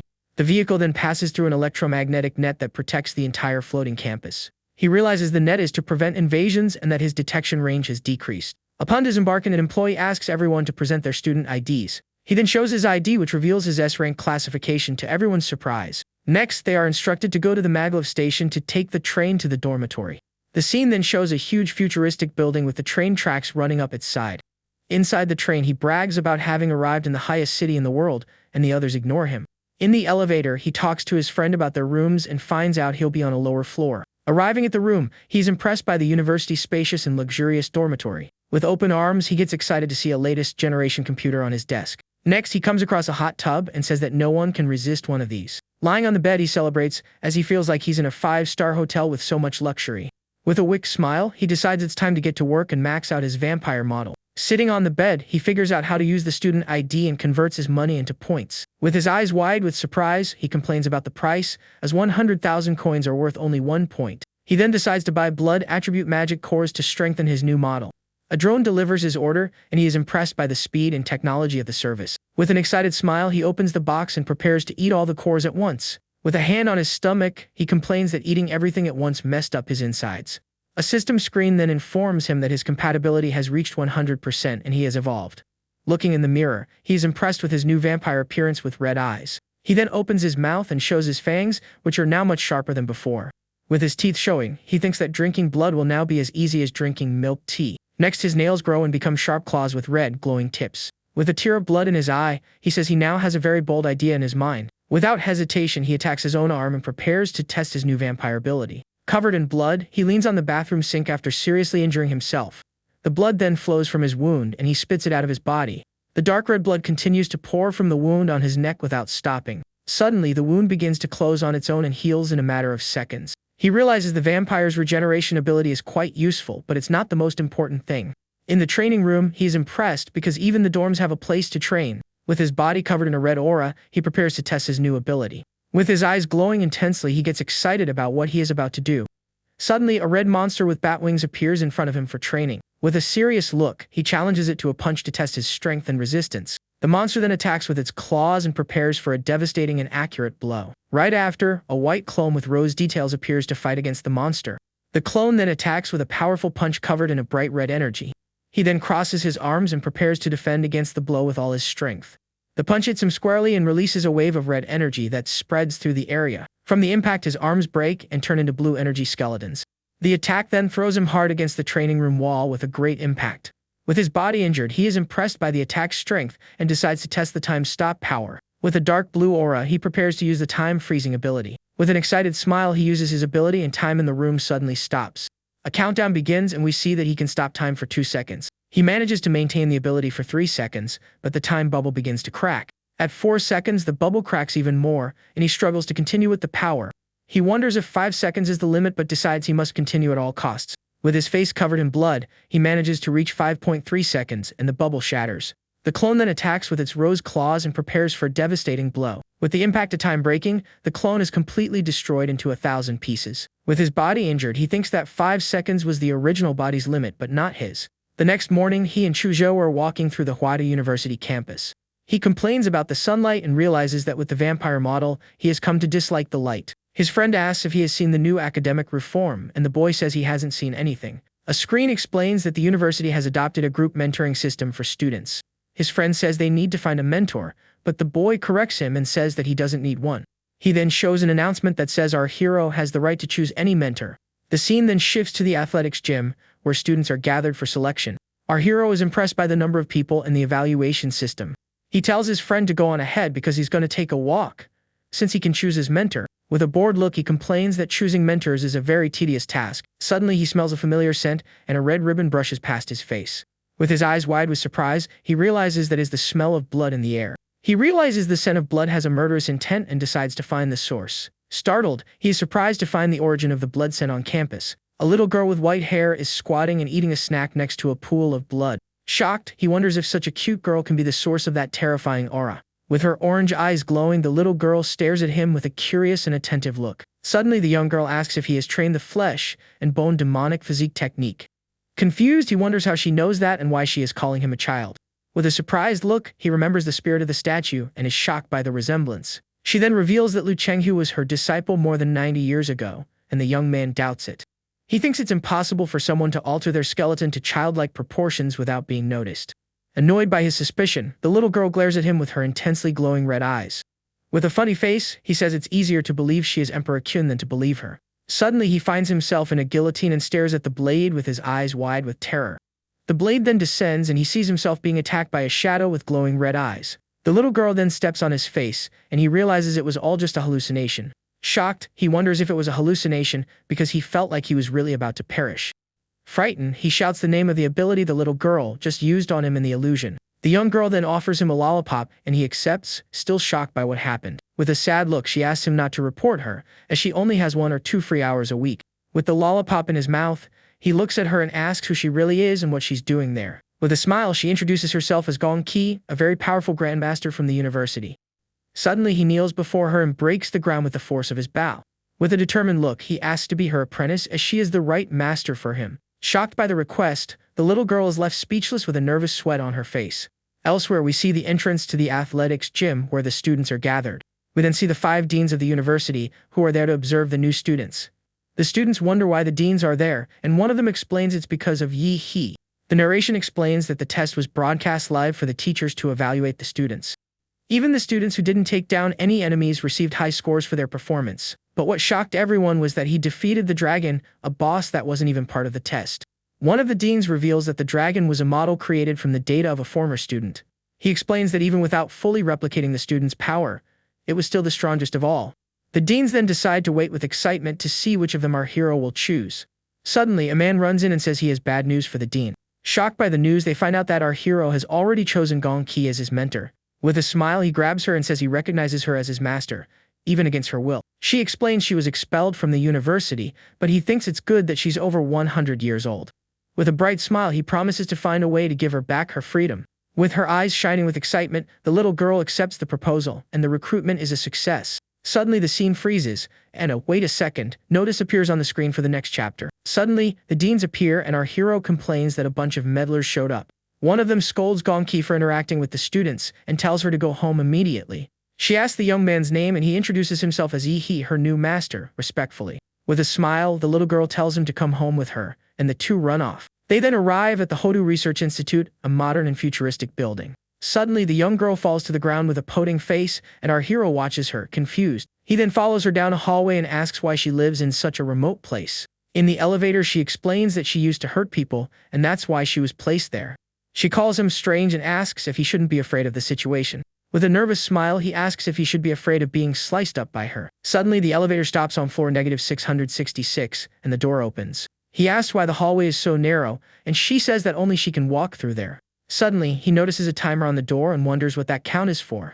Desperate, she yells for him to get in because there's no more time to waste on questions. She explains that the alarm goes off in the dean's office if she's not back in time, and she'll be hunted down. With no other choice, he grabs her and throws her into the room to save her from punishment. The timer then hits 0, and the door closes right in front of our protagonist. The door closes, and a pink energy barrier activates to lock the room for good. Relieved, she thinks that thankfully she made it back in time to not get caught by the guards. With a serious look, he notices there is a magnetic field preventing him from using his techniques.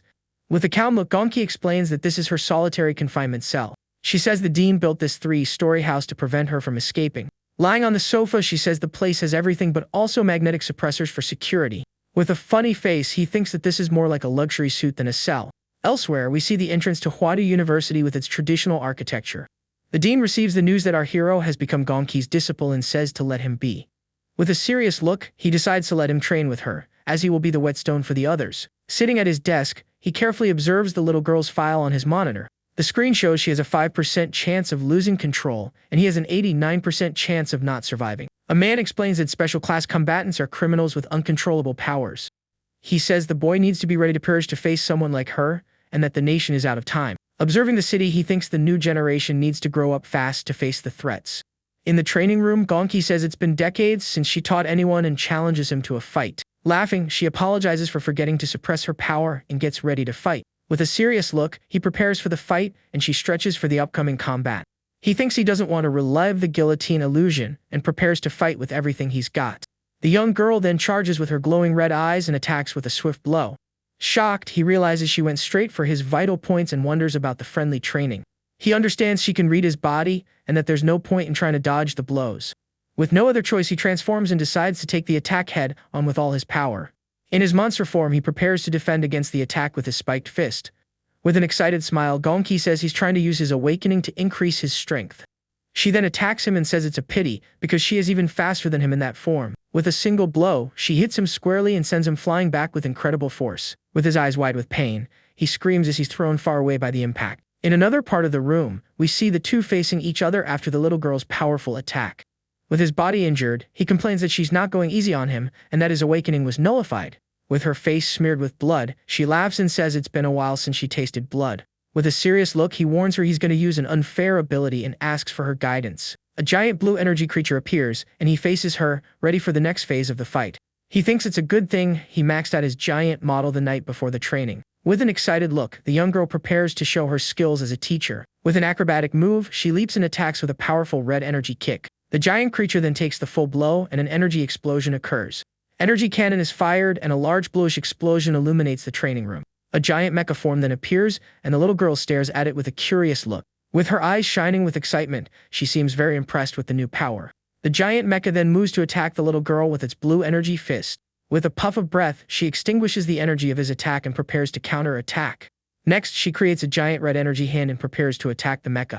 Gonki's blow then shatters the mecha's armor into 1,000 pieces in the air. Shocked, he realizes she destroyed his armor as if it were nothing. With his blue eye glowing intensely, he prepares for the next step of his plan. She finds him inside the armor and wonders why he is hiding in there. With a confident smile, the young girl tells him to get out of there before she forces him out. With a leap, she uses her split form, and several spikes appear on the mecha's armor. With a powerful kick, she attacks the armor with all her might at once. He then challenges her and asks if she can cut through his nuclear energy sphere. With a wicked smile, he says his nuclear breath won't melt her, but he wants to see her defense. Suddenly, he finds himself trapped in chains and being pulled into the middle of an illusion. Terrified, he faces the guillotine's blade and realizes he can't escape the illusion. The blade then descends at high speed, and he prepares for the little girl's final blow. He then decides to use his time-freezing ability to try to escape the illusion. The young girl is caught by surprise, and he realizes he has pushed her to the limit and needs to resist. Suddenly, the Rose clone appears and prepares to attack with a shower of punches. The energy punches then hit the illusion and begin to break the mental barrier. With the impact, the illusion shatters into 1,000 pieces, and he manages to escape the trap. With a calm and serious look, he faces the young girl, who seems to be exhausted after the attack. Lying on the floor, he wakes up, and the little girl praises him for his turtle shell being very sturdy. Sitting on the floor, he remembers the scene and realizes she pulled him out of his armor's mouth. With a suspicious look, he accuses her of cheating during the training fight. With a confident smile, she says she beat him fair and square and that there was no cheating.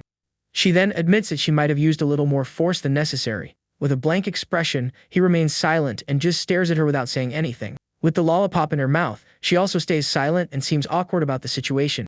Suddenly, the little girl starts to cry and begs him not to leave her all alone. Awkwardly, he tries to calm her down and asks her to stop crying like that. With her eyes full of tears, she asks if he really won't leave and abandon her there. With a smile, he says he worked hard to be her disciple and that he's not going anywhere. Striking a confident pose, she says she wasn't crying and he praises her recovery. She then praises him for his talent and says they can start the real training. With a serious look, he says he wants to learn advanced techniques and how she defeated him. Opening a can of soda, she says it's hard to teach and that you have to feel it. With her red eyes, she explains that the secret to her power is finding the line. She explains that everything has an entry point that can be cut, and it's called the death line. Shocked by the explanation, he realizes her style is completely different from others. He understands that while others use brute force, she uses precision and perfect technique. Sitting beside him, she warns that to learn her techniques, he needs a solid foundation. She then asks if he knows the difference between a martial disciple and a martial artist. The young girl explains that it's not about physical improvement, but about the mind and inner vision. The master explains that with inner vision, a martial artist can see their own organs and strengthen them. With a smile, he is impressed with his teacher and thinks the vampire has made him smarter. Sitting next to her, the boy asks about the different methods of leveling up that exist. A screen then explains that the techniques are classified into 4 different power levels. The young girl says that students from weak schools only have access to easy, unclassified techniques. But at Huadu University, students start with at least Xuanhuan level methods. Curious, our hero then asks about the other 2 higher levels that exist in the world. She explains that the Tiangang level ones are sacred relics, and there are fewer than 10 in the world. The master warns him that at his current level, there is no way he can get access to such a rare technique. But with a smile, she says he can learn a Disha-level technique, and he is shocked. The young girl then summons a red book and reveals that she has mastered a technique of this level. She explains that the ancient spirit's technique was inspired by that same fighting method.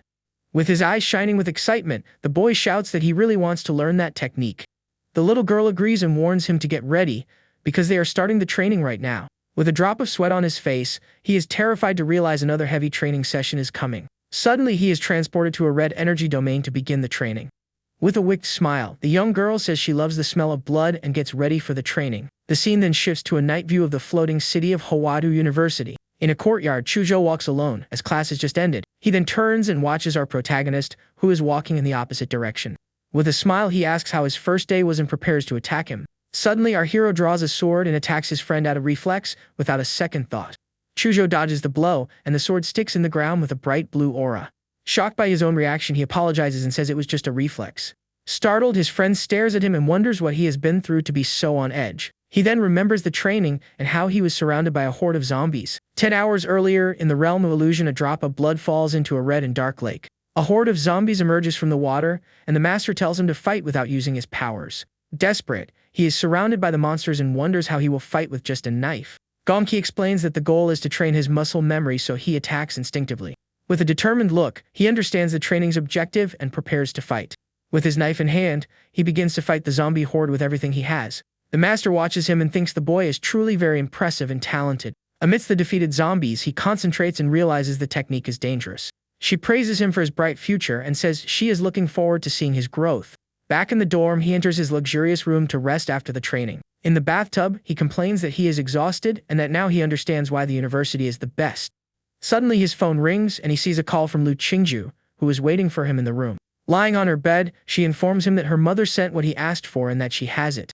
With her back to the camera, she thanks him for helping her get first place on the team. With a blushing face, she says he doesn't have to and that she will send the items by drone to him. Sitting on the bed, she reveals that her mentor is Dean Bai and asks about his mentor. Underwater, he thinks it's better not to tell her he rejected 5 deans to not make her sad. Half a semester later, a narration explains that the first term is almost over for the freshmen. It is explained that pink-haired boy created a society and gained influence among the newcomers. But after the upperclassmen returned, they clashed with the new society and lost. Now the most famous freshman is Xiang Jianhui, who is the top scorer in the admission exam.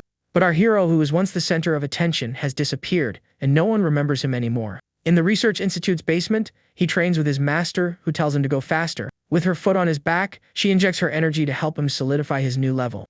Gritting his teeth, he complains that she sealed his energy and that now it feels like lifting a mountain. The young girl then teases him and asks if he's already tired, as they haven't even reached 1,000 yet. Angrily, he yells for her to watch and prepares to speed up the training pace. Gonki then attacks him with a series of fast kicks, and he screams in pain from the blows. From the impact, a red energy explosion occurs, and he hits the 1,000 mark. With his muscles tearing, he feels a burst of energy that destroys his old muscles. Suddenly, he regenerates, and his muscles are replaced with new, stronger ones than before. With a blushing face, she calls him a pervert for his shirt having disappeared, and he scolds her for peeking. He then decides to end his 3-month retreat, and the young girl asks if he is leaving already. With her eyes full of tears, she asks if he will ever come back to visit her. With a smile, he says of course he'll be back, because she's terrible at video games. Back in the city, he thinks that even though he doesn't love the sunlight, he still misses it. He thinks that he didn't just leave the retreat for a walk, as there is work to be done on campus. He understands that his grades include off-campus missions, like hunting fugitives and criminals. His first stop is the Student Activity Center, where he will meet his friend. Chujo greets him and says that he finally came out of his retreat, as he made him wait a long time. Another young man approaches and our hero's friend reveals he has become a martial artist. With a serious look, he notices there has been no change in our hero's aura, and that frightens him. He then remembers a fight he watched between the 2 strongest students at the university. He thinks the pink-haired boy lost in 10 minutes and that the other one wasn't even fighting seriously. Suddenly, Lu Qingju comes running and says she's late for their meeting. With a curious look, our protagonist wonders who the girl who just arrived is. In a flashback, her mother reminds her that they are a couple and should act like one on campus. Awkwardly, the young woman asks what he is doing, and he scolds her for not greeting him. With a blushing face, she curses at him and leaves, leaving the boy confused behind her. The group then arrives in front of a modern building with the university's symbol at the entrance. A giant screen shows the most recent missions and the students' outstanding achievements. Sitting at a table, he reveals that he has already completed 3 missions and has come to join him. The The group then reviews a list of missions and decides which one fits them best. The first mission is about a serial culprit, and the other is about an anomaly with monsters. Liu Qingzhu explains that the level 2 missions are for teams of 10 people and are rarely approved for 3. With a smile, our hero reveals his privilege card, which allows him to accept more difficult missions. His friend asks where he got the card, and the young woman asks him which mission he prefers. He then analyzes the options and concludes that the third one is the riskiest, but also the most rewarding. The group agrees and decides that facing danger is the best way to become stronger. At the reception desk, a woman scolds them for taking on such a difficult mission as mere freshmen. The young man shows the privilege card, but the woman accuses him of lying and threatens to call the dean. Not believing him, the receptionist picks up the phone and calls the dean to confirm the story. Suddenly, her attitude changes, and with a smile, the young woman wishes the group good luck on their mission. He then tells his friends to prepare their equipment, as he needs to pick up an item before they leave. The young man then goes to the College of Mechatronics and Magitechnology to get his reward. Arriving at the location, he passes through a giant door that verifies his identity before he enters. Inside, the dean praises him for choosing a weapon instead of a rare technique as his prize. The man explains that the weapon has no elemental attributes, but channels energy efficiently. With a serious look, our hero analyzes the blade, which is 1 meter and 20 centimeters long. He tests the sword, and the dean says the serrations on the blade add mass and impact to the strikes. The man continues to explain that the leather hill is metal filaments to help with energy flow. The weapon then releases a blue energy aura, and the dean says that every cut is fast and powerful. The young man is impressed, because the weapon was made with his old measurements but still fits him. The dean brags about his skills and asks the young man not to repeat what he said to his master. The group then arrives at their destination, which is Lingshui County, to begin their new mission. They then disguise themselves as university students on an internship to keep everything secret. Using his ability, the young man scans the area and worries about not scaring their targets in the city. His friend then suggests they look for the house the university arranged for the group to stay in. Suddenly, a man on a tricycle approaches and offers them a cheap and fast ride. With a determined look, our hero stares at the driver and declares that the mission has finally begun. During the ride, the man asks where the boy is from, and he tells his cover story. Shocked, the driver asks about the young man's family, as he doesn't remember seeing him before. He then talks about his grandfather, and thinks it's a good thing he studied the local dialect on the plane. Laughing, the man congratulates him for remembering his roots and wishes him a blessed life. The group then arrives at the mission base, which is a house with a very old and traditional appearance. The driver leaves and invites him to a big party that will take place in 2 days in the city. Entering the place, they realize the house is abandoned and covered in weeds everywhere. With a confident look, our protagonist says that cleaning is his specialty and gets ready. Without hesitation, he stumps on the ground and releases a massive wave of blue energy that clears everything in the courtyard. The weeds are burned away by the blue flames, and his friend jokes that it was a massacre, not a cleaning. Inside the house, the young man says he will check the interior while his friend installs micro cameras. Suddenly, the girl calls him to see something she found, and he approaches curiously. He then asks what she found, and the young woman stares at him with wide, surprised eyes. The young woman shows a bizarre statue in a shrine, and he says that it wasn't there before. He explains that if the shrine were old, it would have already rotted, as it's made of wood. His friend draws his weapon and says he doesn't like the statue, so he's going to destroy it right now.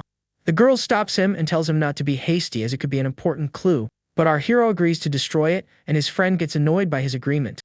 With a hand on her face, the young woman says they should at least see what's under the mask first. She then approaches and lifts the red cloth, revealing a glowing purple eye underneath. Realizing something is wrong, our hero grabs the girl's wrist to pull her away. He then yells at his friend to cut the thing, and the young man prepares to attack with his weapon. Without hesitation, the young man attacks the statue with a powerful blue energy beam from his weapon. The group then watches the scene with their eyes wide with surprise at what happens. The statue begins to bleed a black liquid, and his friend wonders what that substance is. With a serious look, our protagonist warns that the creature won't be able to escape from there. He then summons his vampire clone, which appears with roses on its body and glowing fists. The clone then grabs the black liquid with its energy fist to prevent it from escaping. The liquid transforms into several heads screaming in pain as the clone holds it tightly. Our hero then yells at his friend to seal the creature, and he prepares to freeze it. Terrified by the scene, the girl wonders what kind of bizarre thing is in front of her. Suddenly, our hero notices the girl has been affected and prepares his energy to help her. He then helps her and says he will transfer his martial energy, and the young woman says she is fine. The ice prism begins to crack as the girl says the wave of terror has passed. With a wicked smile, he says the anomalies are connected to the statue and that he will solve something. The scene then shifts to the Jinshan Buddhist temple in Lingshui County. We see the tricycle driver arriving at the temple and entering through a red door. A bald monk then greets him and says the abbot is already waiting for him. With a strange smile, the driver agrees and seems a little nervous. The monk then guides him through a dark and narrow stone corridor inside the temple. They arrive in a room with giant statues and a door covered in seals. The monk tells the abbot that the man has something to report and introduces him as a donor. The two bow before the abbot, who watches the scene silently and calmly. With a calm voice, the abbot questions him about the reason for his sudden visit. Suddenly, the abbot senses someone else's presence, and his face begins to change. He then transforms into a reptilian monster, shocking the driver with the scene. Terrified, the driver kneels on the floor and calls the creature an immortal in disbelief. The radiation tracker that our hero planted earlier is then revealed at the location. Without warning, our hero appears and stomps on the monster's head with a powerful blow. His clone protects him from the creature's blood, and he complains that the mess wouldn't come out of his clothes. The driver then recognizes him and says he is from the old Yi family of that city. The giant statues in the room begin to move, with their eyes glowing red. The statues attack them, and our protagonist wonders if they can really move. The creatures then attack with their golden weapons and prepare for the great combat. His clone then appears and attacks the giant statue with a powerful and acrobatic kick. The other two statues approach with their intensely glowing red eyes. The creatures then prepare for a coordinated attack with their golden weapons. The four statues surround him and point their weapons at him in an attack formation. He then activates his space ring and makes it invisible so the enemies can't see it. Without hesitation, the young man summons his new weapon and prepares for the impending combat. With his new sword in hand, he holds it firmly and gets ready to attack the statues. In a swift and powerful move, he attacks the creatures with a spinning strike of his sword. With a single blow, he destroys the statue's arms and lands stylishly on the ground. Suddenly, the creatures fire beams from their eyes, and he wonders if they are Buddha statues. He dodges the beams with agility and complains that the beams are too slow to hit him. With a confident smile, he says he's going to see what's inside the statues' bellies. In a red flash, he cuts the statues in half and reveals their interiors full of lightning. The driver is then hit by one of the beams and seems to be disintegrated by the energy. With the impact, the statues are completely destroyed into 1,000 pieces on the temple floor. With his sword in hand, he realizes the creatures were not living beings from the start. He then wonders how a place like this has such advanced and powerful constructs. Looking at the sealed door, he wonders if the answers he's looking for are inside. He then points to the door and says that as a university student, he needs to knock politely. His clone then attacks the door with a powerful punch that causes an energy explosion. He shouts if anyone is home as the door is destroyed by an energy blast. With the impact, the door shatters into 1,000 pieces and reveals a secret passage to another place. Our protagonist then walks through the area amidst the debris of the door he just broke. Looking up, he's impressed by the secret chamber he found there in the basement. He then comes across an underground palace and a giant, golden Buddha statue. The young man then taunts the enemy and tells him to stop hiding like a rat in the dark. Suddenly, a monk appears and sighs warily at the situation happening in the temple. With a calm look, the monk questions why he came to desecrate their temple in such a way. Next, we see a close-up of the enormous golden Buddha statue in the center of the room. The two then stare at each other in silence and prepare for the confrontation to come. With a wicked smile, he calls him a robot and asks if he's addicted to dressing up. Without hesitation, the young man attacks with his sword, leaving a trail of red energy in the air. The monk faces him and says his blood karma is very heavy and that he feels it. Annoyed by the taunt, our hero yells at the monk to shut up and stop talking. With his sword in hand, he leaps onto a rock and prepares to attack the enemy from above. He then falls from the crumbling ceiling and gets ready for combat with his sword. With his hand on the ground, he lands stylishly and prepares for the battle to begin. Looking ahead, he is faced with 18 doors that look like sewer entrances. Suddenly, several pairs of glowing green eyes appear in the darkness of one of the doors. A horde of reptilian monsters charges, and he realizes they are level 1 to 2. He realizes the monsters are biological androids and prepares to fight the horde. With his sword in hand, he prepares to use the Xuanhuang blade art he learned. He then uses his 1,000-leaf cutting technique and prepares for the devastating attack. With his sword covered in red energy, he attacks the horde of monsters with everything. The monsters are hit squarely by the blow, and their bodies are cut into several pieces. With a wicked smile, he wonders what kind of temple keeps such ugly monsters in the basement. Suddenly, one of the monsters survives and charges to devour him with its sharp teeth. On top of a pile of defeated monsters, he faces the horde that continues to advance. Holding the head of a robot monk, he realizes the creature keeps repeating the same phrase. He then taunts the master behind it all and tells him to come out of his hiding place to fight. Suddenly, a mysterious voice says they provoked the wrong opponent and that this is it. The giant Buddha statue then begins to move with its glowing golden eyes. The creature reveals itself to be a huge golden robot and prepares to fight our hero. The robot then transforms and several cannons suddenly appear on its arms and shoulders. With a smile, he is impressed by the transformation and gets ready for the battle to come. The creature then attacks him with its giant hand and tells him to return to the Wheel of Rebirth. The robot attacks with its giant fist covered in a bright and powerful blue energy. With his eyes glowing with blue energy, he prepares for the confrontation with the giant robot. The robot's hand opens and it prepares to fire a powerful blue energy beam. Suddenly, an alarm sounds, warning that an energy spike has been detected and the arm is overheating. The robot is shocked by the scene and asks what that is, as the temperature continues to rise. In his monster form, our hero appears and faces the golden robot with an intimidating gaze. With his crystal fist, he prepares a powerful attack with his ice crystal cannon. The blue energy attack hits the robot squarely and causes a large explosion in the temple. Without wasting time, he charges with his crystal claw to attack the giant golden robot. With a powerful blow, he strikes the robot in the chest with his sharp crystal claw. With a wicked smile and glowing eyes, he shouts that he's not done with his attack yet. He then hits the robot with a knee strike that causes a blue energy explosion. An alert warns that critical damage has been detected in the golden robot's cranial unit. The two then face each other amidst the temple's debris in an epic battle pose. The robot then activates its floating cannons and prepares for a massive and devastating attack.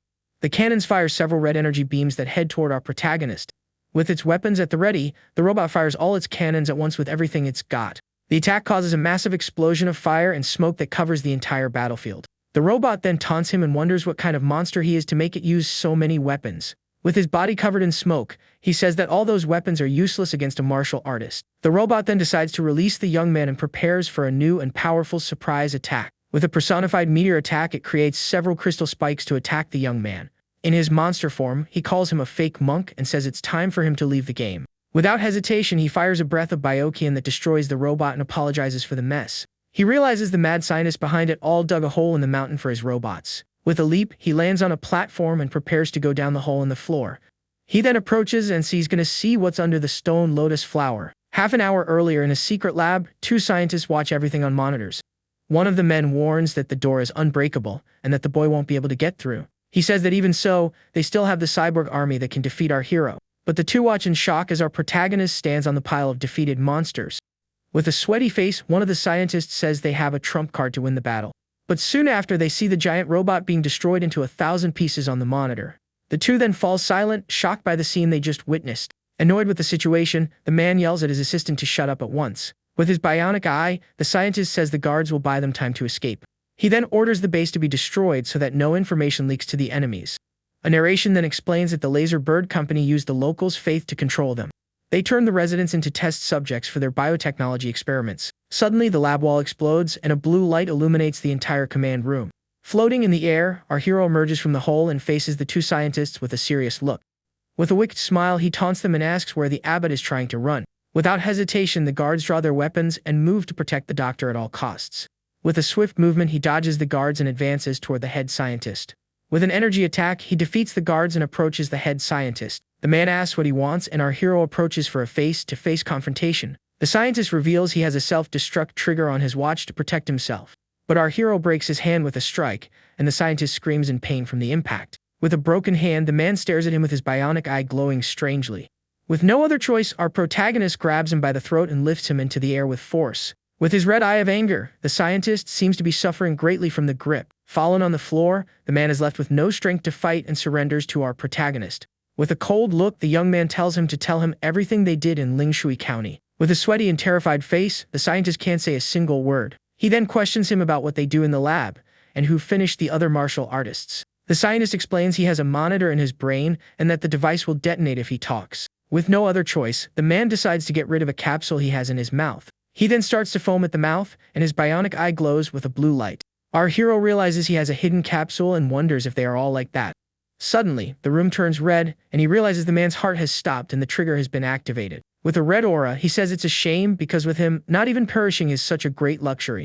A demonic creature then appears and bites the scientist's neck with its sharp teeth. With his new vampire power, he turns the man into one of his zombie servants.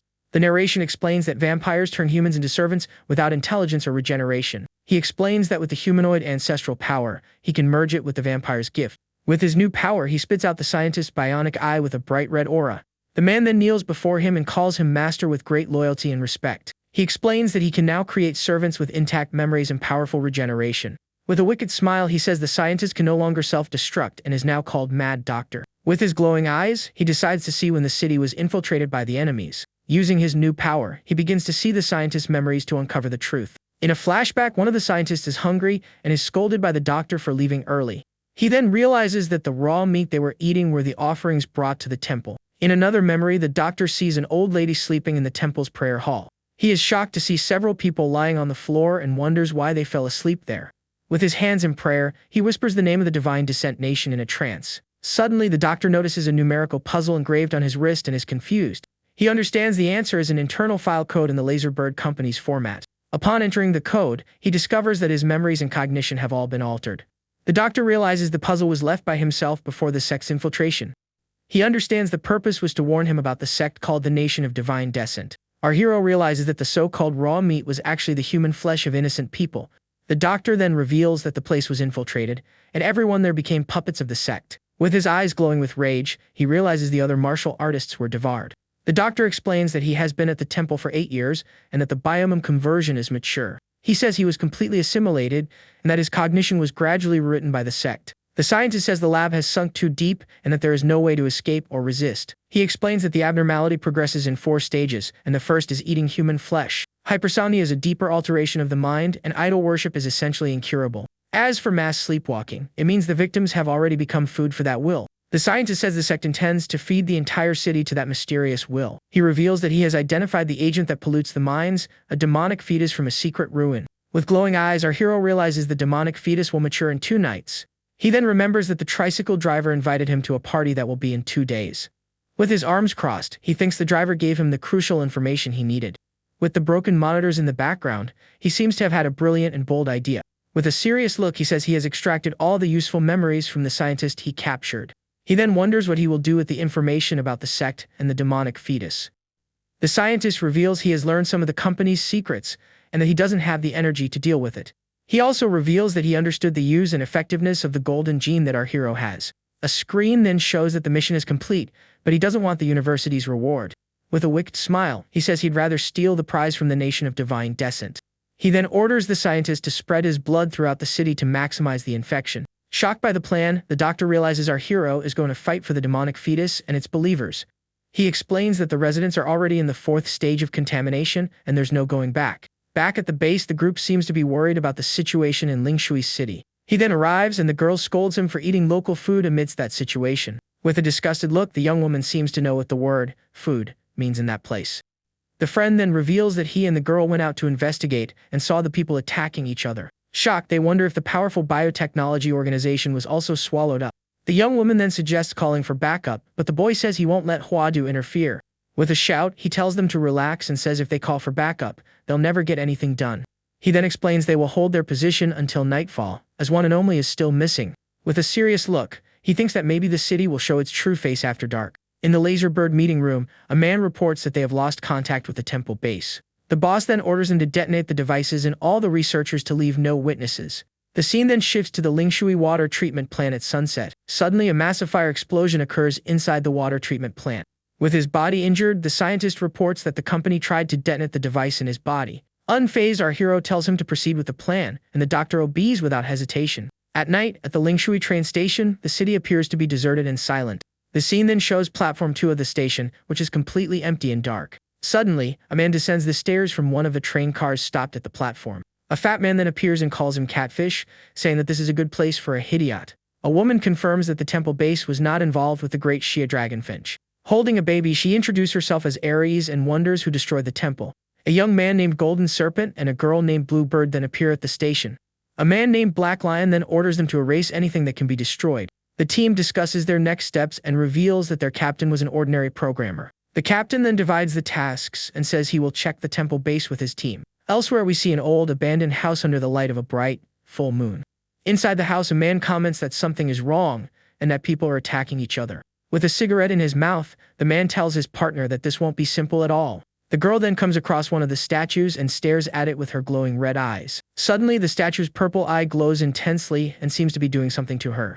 The young man then gets a call and finds out that a warrior destroyed the base and the doctor is missing. He then realizes the signal has been blocked and looks out the window to see what is happening. Shocked, he is faced with a crowd of people in a trance who are approaching them.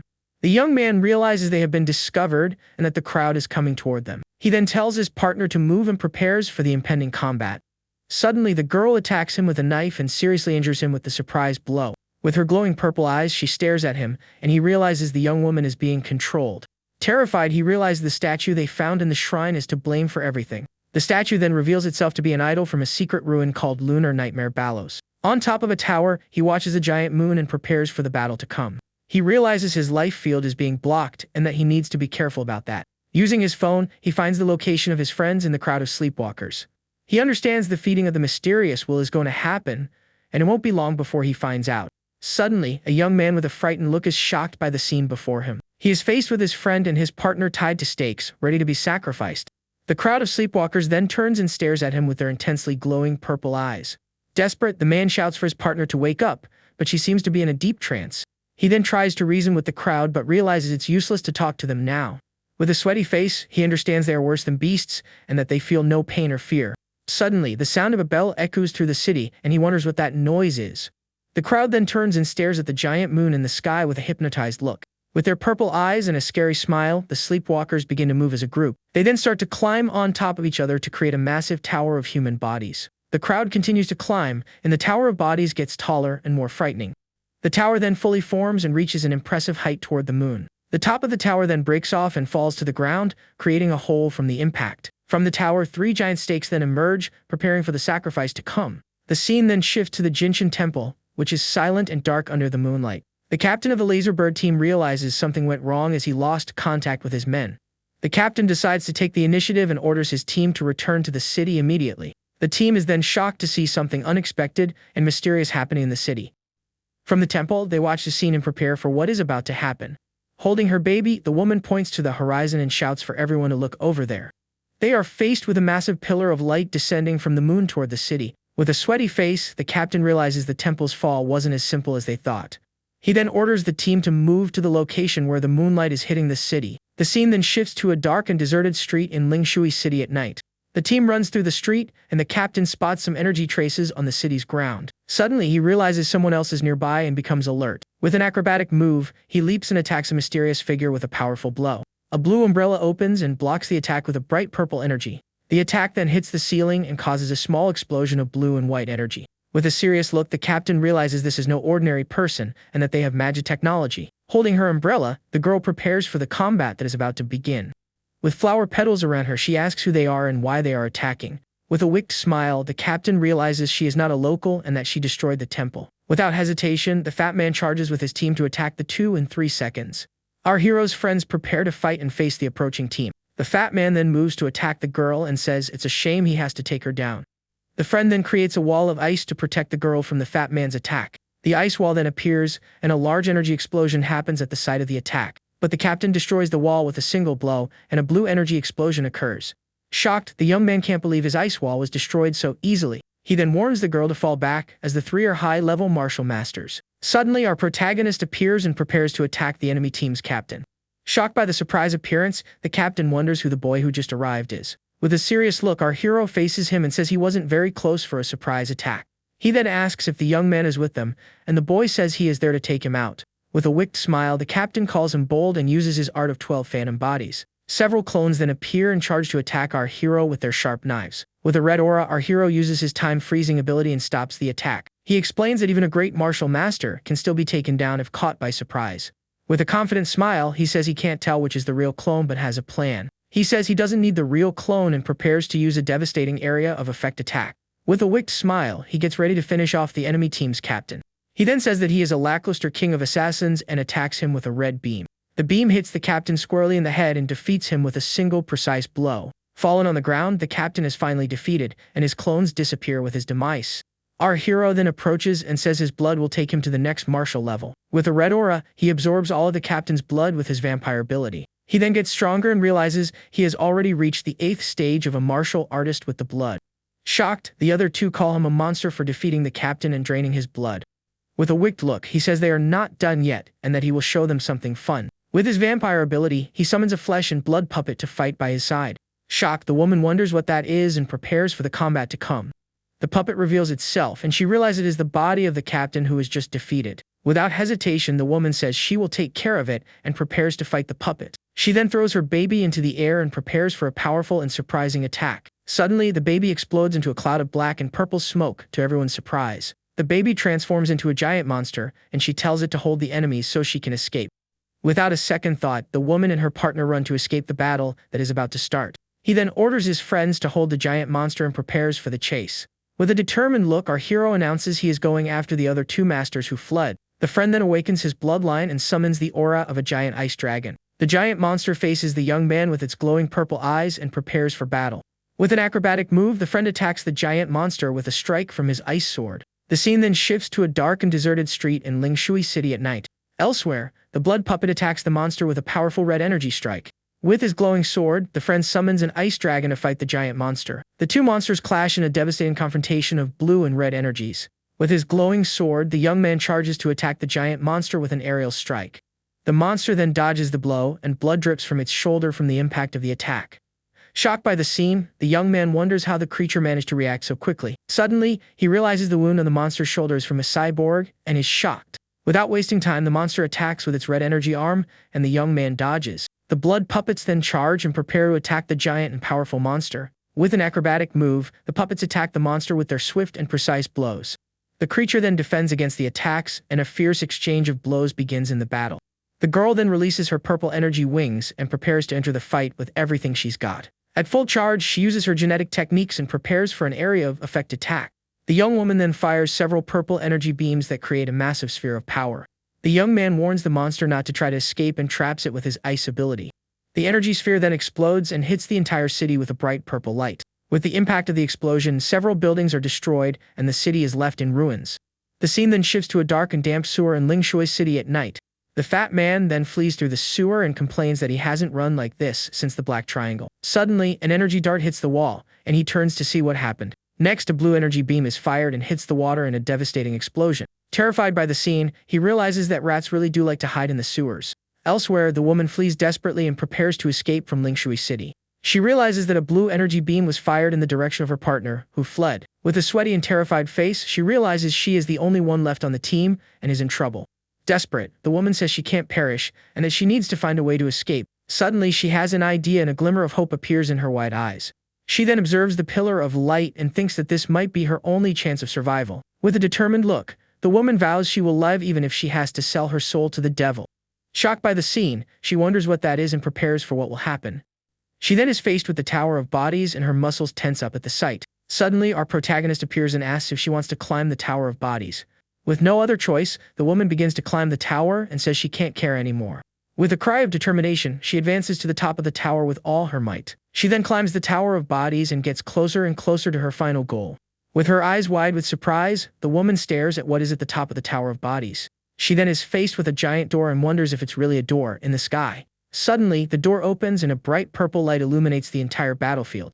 Crying with joy, the woman says she misses her parents very much and steps into the light. The scene then shows the pillar of light descending from the moon toward Lingshui City. We then see the door opening and revealing a passage to a place full of light. On the other side of the door, a crowd of people seems to be waiting for something important. With a wicked smile and glowing eyes, he stares at Lingshui City at night. With his sword on his shoulder and a purple aura, he prepares for the final showdown in the city. He then realizes the sect's god used the woman's fear to create an illusion of him. With his phone in hand, he thinks that with all the enemies defeated, he can now act. With a wicked smile, he says that after so much work, the big show is about to begin. We then see the pillar of light dissipating and Lingshui City returning to normal. The night remains silent and calm with the full moon shining brightly in the sky. We then see several bodies lying on the city's ground after the battle against the sect. The friend then questions if he really wants to continue the mission despite everything. With a smile, he says he is sure and that they have a powerful ally helping them. The friend then thinks he must be the illegitimate son of a warrior or the young master of a family. With a red aura, he warns that he has a very important task for his friends. The red energy spreads and he prepares to use his blood puppets. He then orders his friends and his puppets to destroy all the statues in the city. The friend then charges with the puppets to carry out our protagonist's order. With a determined look, the girl faces the mission and prepares to fight as well. He then calls the girl and approaches her for a serious and important conversation.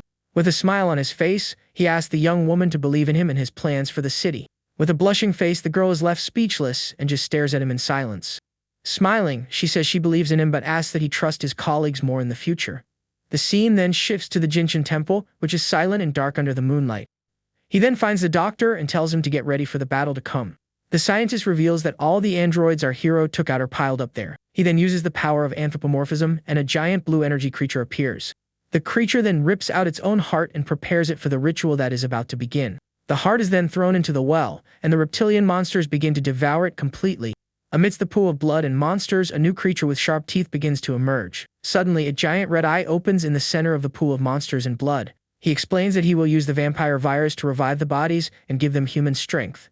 The doctor then informs him that the biochemical mosquitoes have already been sent to the city.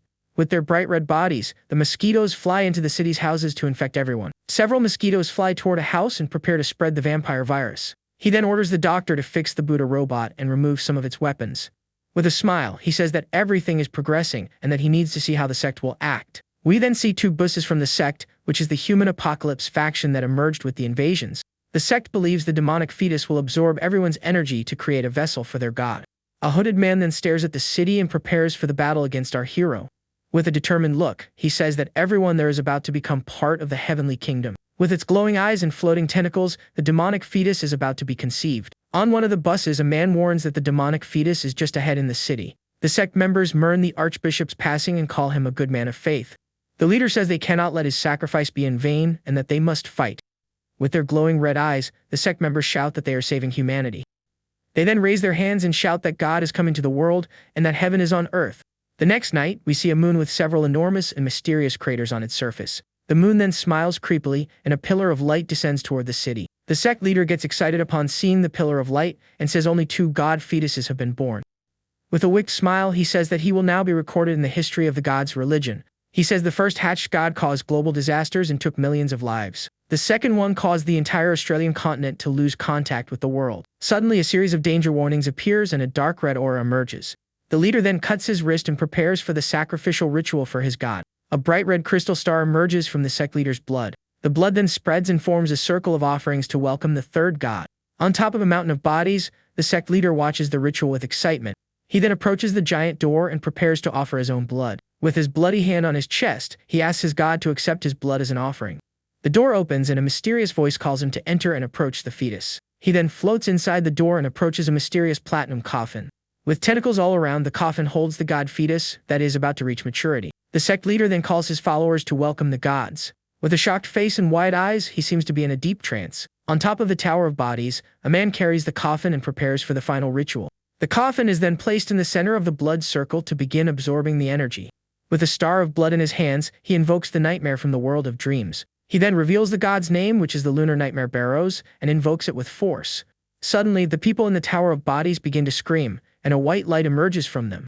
The souls are then extracted from the bodies and float in the air in a frightening scene. The Tower of Bodies is then covered by a bright and powerful white energy aura. Suddenly, a wave of blue energy spreads and hits the Tower of Bodies with full force. Shocked by the scene, the sect leader wonders what is happening to the ritual. With his mouth open, he can't believe the pure white spirit suddenly turned blue. Desperate, the man shouts and wonders how the spirit of the god fetus was polluted. The blue spirits then advance and prepare to contaminate the god fetus with their power. The leader realizes the ritual cannot be reversed and that the fetus will be contaminated. Suddenly, our protagonist appears and prepares to attack the sect leader by surprise. With a shocked and terrified face, the leader turns and asks who the boy who attacked him is. With a serious look, our hero says that in this situation, he should know who he is. A series of geometric red attacks advance toward the sect leader. With a swift blow, he attacks the leader with his blood ability and defeats him with ease. With his red aura and the moon in the background, he shouts that he is the devil and attacks the sect leader.